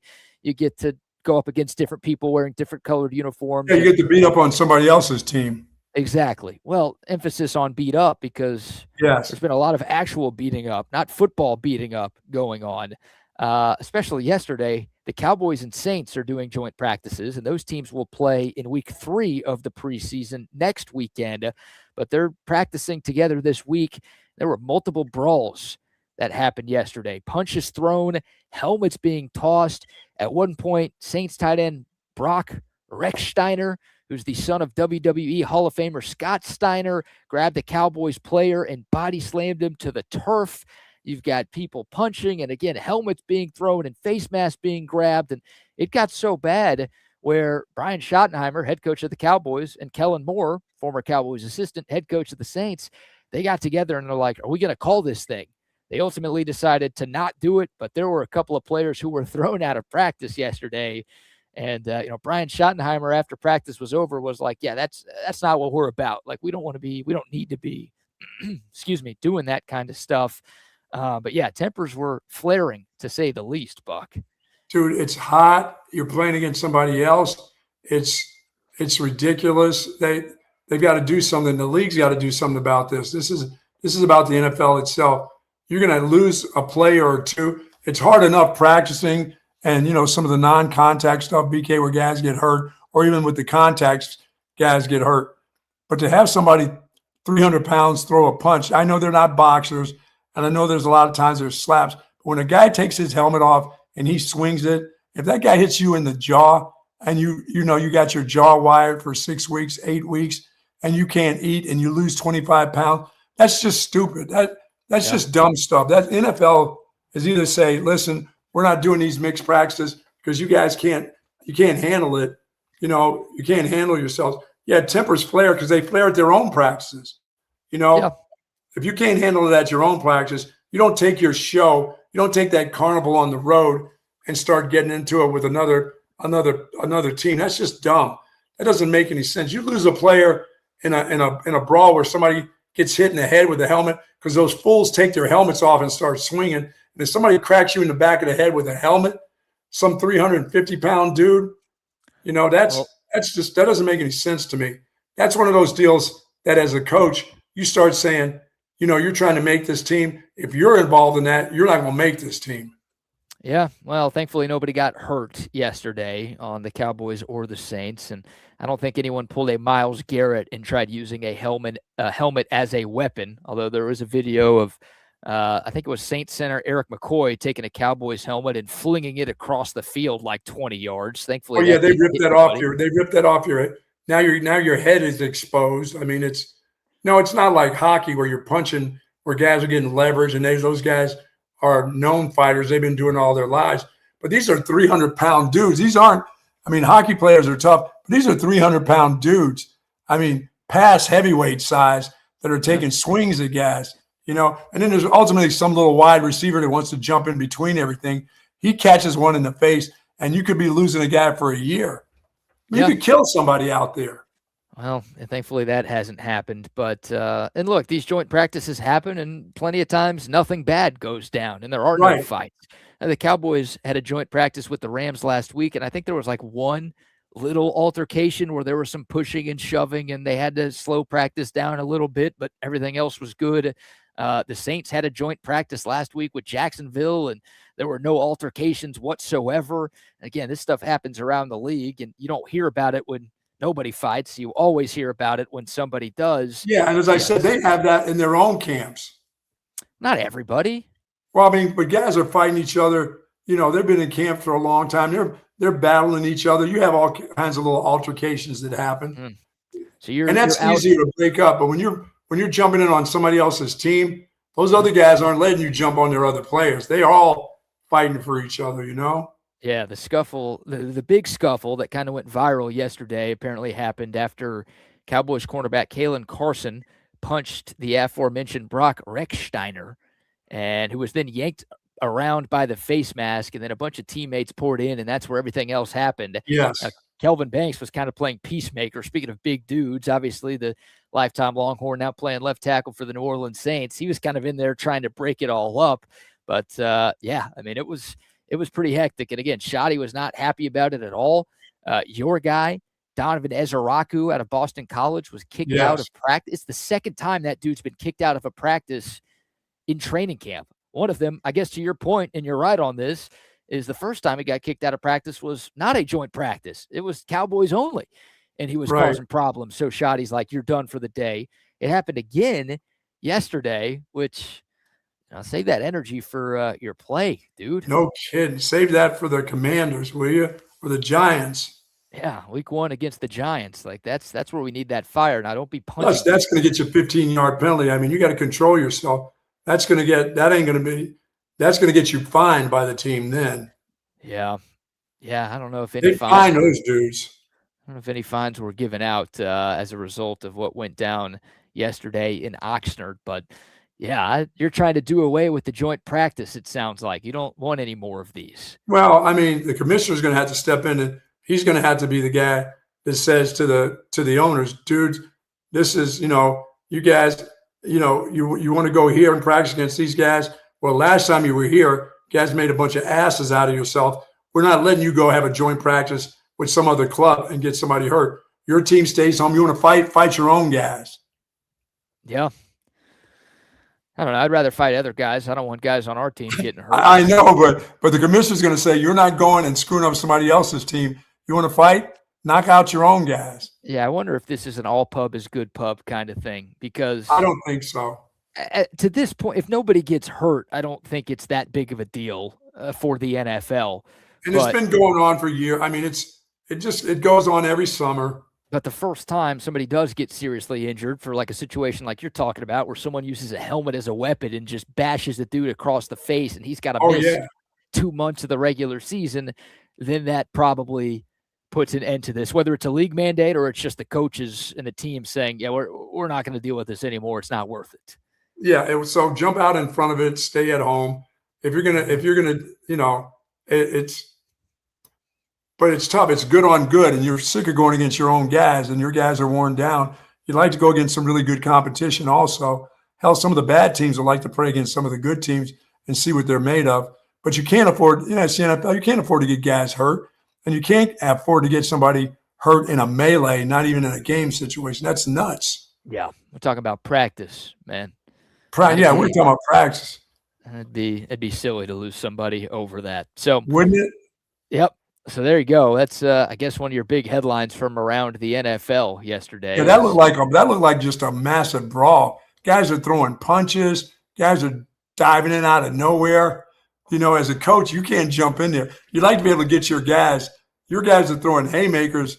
You're in the middle of that, and you're a coach. Get yourself killed in there. Yeah. Speaking of the New Orleans Saints, by the way, another story that came out earlier today, Alvin Kamara is going to miss at least the first month of the season due to a sprained MCL. That has nothing to do with yesterday. Right. He didn't suffer that injury yesterday, but that was another big headline that came across the timeline today. So, yeah, the Saints, I don't know, they're in Arch Manning territory, are they not? Yes. I know they got Tyler Shuck, who did a couple of good things last year, but that's not a super talented roster that they have in New Orleans. And, oh, by the way, Jordan in that conference, they're always in the thick of things because that division is so bad. And the NFC South is terrible. But also Jordan Tyson, their top 10 rookie receiver they drafted out of Arizona State, he's out for 2 months with a hamstring injury. That dude is always hurt. He was hurt before they drafted him. I was surprised they drafted him so high. He spent his career hurt. I think they tried to slow play him, too, and just give him enough time to get back and ready. And he got in there and got hurt already? The injuries aren't related, but you know what they say about guys who are injury prone, Buck? Oh, yeah. They're prone to injury. Yes. So that's Jordan Tyson. So Kamara's going to miss time. Tyson's going to miss time. The Saints aren't that good even with those two guys. How fitting would it be if Arch Manning ended up back in his home state? Yeah, the state of Louisiana would love that. It could happen. Probably. Oh, my God.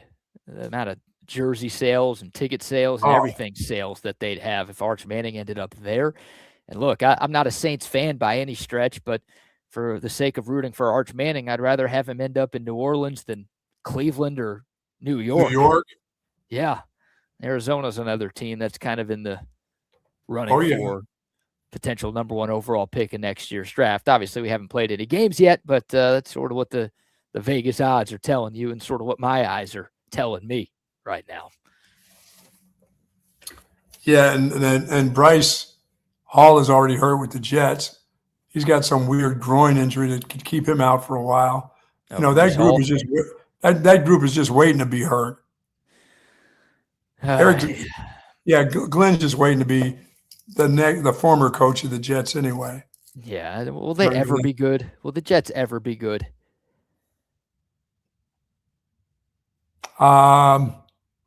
He saw them win a Super Bowl way back in the day. Yeah, back in the day. They're done. Broadway Joe, they got their one, and now they're done. They're done. See you, Jets. Yeah, low expectations for them again. All right, we'll take your thoughts. The Dakota text line 512-222-9328. The YouTube, Facebook, Twitter, and Twitch live chats are rocking and rolling as well. We'll get to the BBK news and why today's not so bad in a moment. But first, about our final round of sponsor shout-outs. Shout out our friends over at Hat Creek Burger Company, of course, since 2008. I had myself a double yesterday. No fries, no nothing, just a double BK with water. Just with water and some early bird. That's all I had. I did not overdo it because thank goodness it was hot. But that double was absolutely delicious. Folks at Hat Creek Burger Company, there is something for everyone. There's great shakes. There's great fries. There's got the playscape for the kids and adult drinks for the adults. You can have a nice margarita in the afternoon or the evening at Hat Creek Burger. Over 30 locations in the state of Texas. As I said, folks, at Hat Creek Burger, there is something for everyone. Yes, indeed. Love Hat Creek Burger Company. Hey, don't be afraid of that chicken sandwich because it is magnificent there. It's very good. Don't sleep on it. Don't sleep on nuggies. It. Speaking of sleep, don't sleep on your sleep. You need your sleep. Take care of your sleep with our great friends at Sleep Cycle Center. Our guy, Dr. Chad, has made it his mission to fix sleeping problems all over Central Texas. And he's very passionate about this. Why? Well, he lost his own father in his sleep due to undiagnosed sleep apnea. This is a serious health risk. It's not just annoying if you snore. It's not just annoying if you're waking up a couple of times in the middle of the night and you don't feel rested during the day. It can be the sign of a serious health problem. Get out in front of it. Get it taken care of with our guy, Dr. Chad, and his great team at Sleep Cycle Center. It's not just CPAP. I know people hear us talk about these guys, and I don't want to carry one of those big CPAP machines. They're ugly, they're loud, they're annoying, they're uncomfortable. They've got tons of different ways they can make your sleeping problems go away. All you have to do is go see them. Free consultations for listeners of this show. And also, if you mention Bucky and BK, you're going to get $100 off an at-home sleep study. SleepCycleCenters.com is their website. 2 Austin area locations, one up north, 183 and Breaker, the other out in Lakeway. SleepCycleCenters.com for more info. And also some love to our friends at McCall Custom Homes. Yes. Has Mike been out to your place this week yet, Buck? No. Everything's good. I got everything under control right now. All right. Well, Mike McCall, great guy, big Longhorn fan, big-time listener of the show. And, well, what can he do for me, BK? Well, he can help you build the custom home of your dreams. He can also turn your current space into something that feels like a dream home. It's what they do. It's a father-son team with more than 4 decades of experience here in Central Texas. And they know what it takes to turn an Austin area home into something truly special. So again, if you're starting from the ground up, if you've got a place that you like, but you want to like it a hell of a lot more, reach out to Mike, 512-633-9580. That's his direct line. You can call him, you can text him, or you can find out more information online, McCallCustomHomesATX.com. And they're flipping homes too and doing a fantastic job at doing that too right now, BK. He's going in, he's got buying homes and fixing them all up and then reselling them and doing a fantastic job. Still giving you the home that you're looking for. Man, last night, BK, I got a cramp, in my calf muscle. I had a stiffy. It wouldn't go away. It was, oh my God. It was, one of those things where you think I hear you bite the top of your lip or you do something where you pinch your lip and it'll go away. Dude, this thing was going on for like 20 minutes. I was almost screaming. And my wife says, don't be making any noise while I'm asleep. And I had this thing was so I know there's parts of my body that can get stiff now and hard again. Yeah, it's all good. You had you a little Charlie horse last night, did you? Oh, did that hurt? When you said man. stiffy, I was very curious where you were going. And then you started talking about your wife, and I'm like, I don't think. Yeah, it was a cramp. It was a cramp in my calf. I've got muscles there. That thing gets hard, man. That thing kind of swells up there, you know. You're saying you had a stiffy that lasted 4 hours or more? No. It was a 20-minute. I'm trying to roll to one side, and then the more you move, like the stiffer it gets, you know, you start stretching your leg. Yeah. And I'm like, I'm not calling for the trainer. I wanted to call for the trainer in the middle of the night, but I've been told, do not make any sounds. Whether you got a cramp or not, no sounds. I was going to wake her up and say, listen, I got this cramp. Can you help me?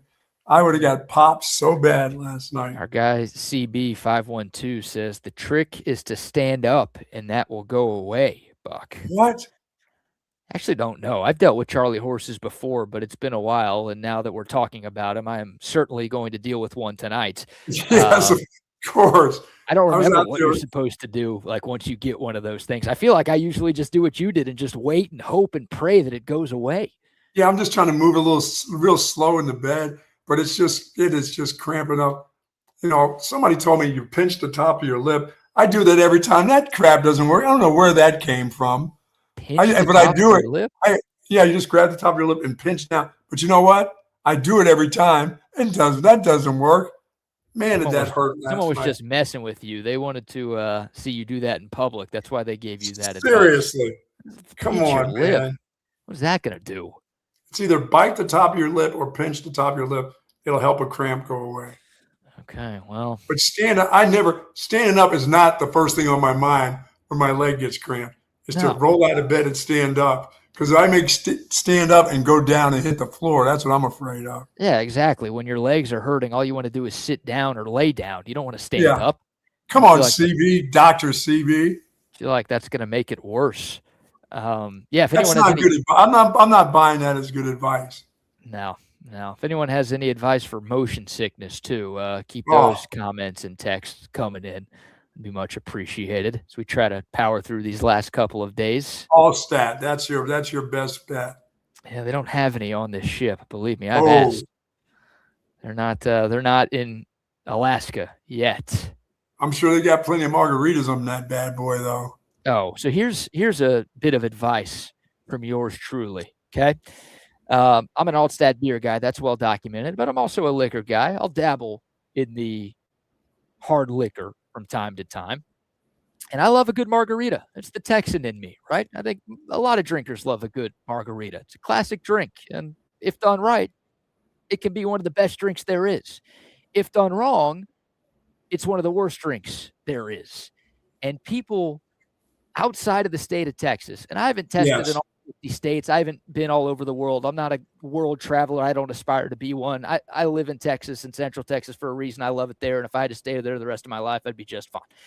But I have ordered multiple margaritas on this trip. The first one in Vancouver before we boarded this ship. It was disgusting. And then I ordered one on board the ship, and it was also disgusting. Like, is that... I know that's like a Tex-Mex thing and a Mexican food thing. So obviously, like, the closer you are to the South, the better off you're probably going to be. But it doesn't seem like it's that difficult of a drink to make. And yet nobody outside of the state seemingly can make one the way we make them back home. That's sort of the same. That's sort of me going to the Texas State Fair and trying to get a cheesesteak and thinking I'm going to get a good Philly cheesesteak at the State Fair. When it's that whiz cheese that they spray on the top of the meat. Well, you're digging your own grave ordering that there. Yeah. But, I mean, you and I, like, I'm a cheesesteak guy too. You and I know of enough good places in Central Texas that serve cheesesteaks that, like, I think at least compare. I know it's not authentic, the real deal, but I think they at least compare to a cheesesteak you could get in Philadelphia. Yes, Pooties is my place. It's a very good one. Yeah, like, but margaritas, again, it's just an alcoholic drink. It shouldn't be that hard. You can Google the recipe. It's a lot easier to make a somebody margarita. can shake it up, right? It's a lot easier to make a margarita than it is to make a Philly cheesesteak. Yes. And yet, for some reason, again, maybe it's like just you pass a certain point latitude-wise where like you go north of an area and all of a sudden they just forget how to make it. I don't know what it is, but the rest of the world needs to take some notes on how to make a margarita because I don't want to drink one ever outside of the state after this. Really? You're done with that, huh? Well, you're done with cruising. You're not getting on a sailboat. You're going to stay on land for a while anyway. Yeah. Once football season starts, kind of landlocked in Austin anyways. There you go. But I think it'll be a few decades before I hop on another cruise ship. On your 60th birthday, you may take another cruise? Yeah, I think the only way I end up on another cruise is if I die, my ashes are in an urn, and someone brings them on board the boat. And they accidentally drop them over. You don't want to be buried at sea, but they drop it by accident. And I'll be the first person to get motion sickness in the afterlife. And I just talked to Mr. Bob Cole yesterday. He was coming back from his 17th cruise to Alaska. 17, BK. Amazing. Yeah, look, there are people who do this all the time.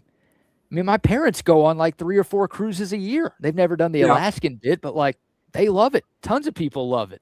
Yeah, my wife was just telling me there are people that do this like every 3 months. They're on a different one. It's better than going to the old folks' home. You get to eat, 24/7 there. They've got medical staff there, and you're cruising, and it's cheaper than like a retirement home. And people do this. That's what people do. Well, you can probably get an STD on board these things just as quickly as you can at an old folks' home. That's true. So you can at least do it in style. Do it on my God. A nice scenic view in the background. My goodness. Yep. So my last cruise, of course, I was after being 26 years sober. My last one, I was not drinking at the time. I felt like such a loser. Everybody walked around with something in their hand, and here I was just walking through the halls. People are coming down the halls with a drink in their hand. I'm like, it's 9:15 in the morning. What are you doing? It's time to drink. What are you talking about? Bar's open. See, that's me too. I feel like a loser because it's the same thing, and I've been drinking too much on this trip. I didn't drink because I was worried I was going to get seasick, and ultimately I got seasick regardless. But like I think everyone assumes that I'm like hammered drunk because I can barely walk in a straight line. Oh yeah, when they see you just coming down the halls, everybody's laying to the side. Like so I was great for the first like 4 days. Yesterday is when it all started.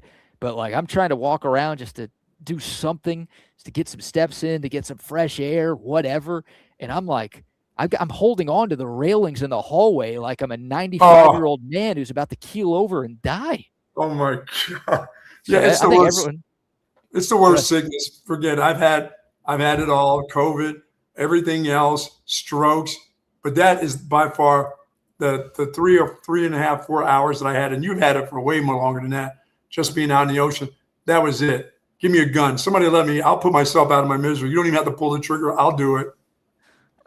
I would be lying if I said I didn't think about jumping over the side of this boat yesterday. It's bad, isn't it? I got a balcony in my room. I feel so bad too because my girlfriend's family invited me, and look, I'd rather it be me than one of them feeling bad, and I mean that. But it's also like they spent money on me to be here, and I'm just like laying in the room doing nothing, and they also feel bad for me, which I don't like people feeling bad for me. I've got a good enough life. I'll be all right. But yeah, no, there were a couple of moments where I did open up the sliding glass door to my balcony and looked over the side thinking, man, that seems pretty nice. It would all be over, right? I'll be jumping into like 50-degree water. That my God. That would be the end, right? Yeah, you can see you jumping in at Glacier Bay. Yeah, that'd be the end. That'd be a good way to go out, though, right? Dying. The Bigs still out there working it hard, food wise. Catholic. I mean, come on. The Bigs are special, man. Yeah, I'm surprised there's any food left for me. I just the day that the one morning I was there when the guy threw up at the table right beside me, right across from me, just threw up on the table. They came, cleaned it up. The deckhand came, Isaac from the Love Boat came and cleaned it off. But the guy got back up, BK, and came back with another tray of food. I was like, oh, my God, mister. Really? A puke and rally right there, huh? Oh, my God. The same meal. He came back with the exact same meal 5 minutes ago. That's incredible. I was like, oh. He ate it 3 times. It was incredible. Once in, once out, and then back in again. He had the same. That family were the first in line, and like you said, the last to leave. And anytime the chow bell rang or whatever they did, they would say chow is over. You know, they started out with a big, huge monster. You know, I like ice cream, but they started out with banana floats, bananas on it, strawberries, everything sideways. And they ate, and then they were like face down in that. And they wouldn't stop until the machine emptied. The ice cream machine emptied. It was unbelievable. The whole family. They were going to get their money's worth. Now we know who to blame when the machine is broken, right? Yes. It's that one family. All right. Why today's not so bad? Real quick, National Fajita Day today. Yeah, baby. I'm thinking about another food item that I would not try. National Pinot Noir Day for you wine drinkers out there. There you go. National Never Give Up Day. Don't give up. Don't ever give up. Never give up. A couple of quick birthdays to hit today. Baker Moneymaker. Yeah. What's Baker? 31 today. 31? 31 years old, yes. Jim Thome, Hall of Famer, celebrating a birthday. Ron Darling, longtime New York Mets, celebrating a birthday. You've got Dennis Leary, Edward Norton, Andy Samberg, Robert Redford. About that for some Hollywood birthdays today. What's Redford, 86? Redford is 90. Wow. Still kicking it, at least according to AI. And then born on this day, now dead, Roberto Clemente, Buck. Plane crash. Guess he's a little bit before your time, but yeah, plane crash. Yeah. Fat Lever, Gene Upshaw. Gene Upshaw. And Meriwether Lewis and Patrick Swayze. What would Patrick Swayze have been? Born in 52, so he would have been 74. 74. A little older than you, I think. Yep. And Meriwether Lewis would be almost 300 years old. No longer with us, of the Lewis and Clark fame. Yep. So there you go. That's why today's not so bad, and that's the end of a hump day program. Listen, you I would say go get some rest, but you've had plenty of rest. You need to get some movement going. Yeah, we touch land, I think, at 1 o'clock Alaska time, which is 4 o'clock Central time. So I can just see you jumping off the side and getting onto the land as quick as possible. I'm just going to swim it from here. I think I got this. Oh, no. Like you say, you see land in the distance, you think, oh, yeah, I could make it I got if it. I needed to. Yeah, as long as I can see it, I got it. No problem. Well, we made it through the show, at least. Thanks to you for carrying. Thanks to Chip Brown. You sounded good, man. You look a lot better. You're going to feel great once you hit land. Yeah, less rocky today for sure than yesterday. So we'll take it. You saw some fried fish today. I like that. Well, that will. They got great fish. They got great fresh fish, but they make some good nuggies and stuff like that. Get yourself some of that in your body. Yeah, I might be eating that twice, if you know what I mean. Oh, yeah. But I'm going to try it either way. All right. Thank you all, most importantly, for tuning in. The Buck and I will be back tomorrow at 8 o'clock. Y'all have a great one. And welcome. Welcome.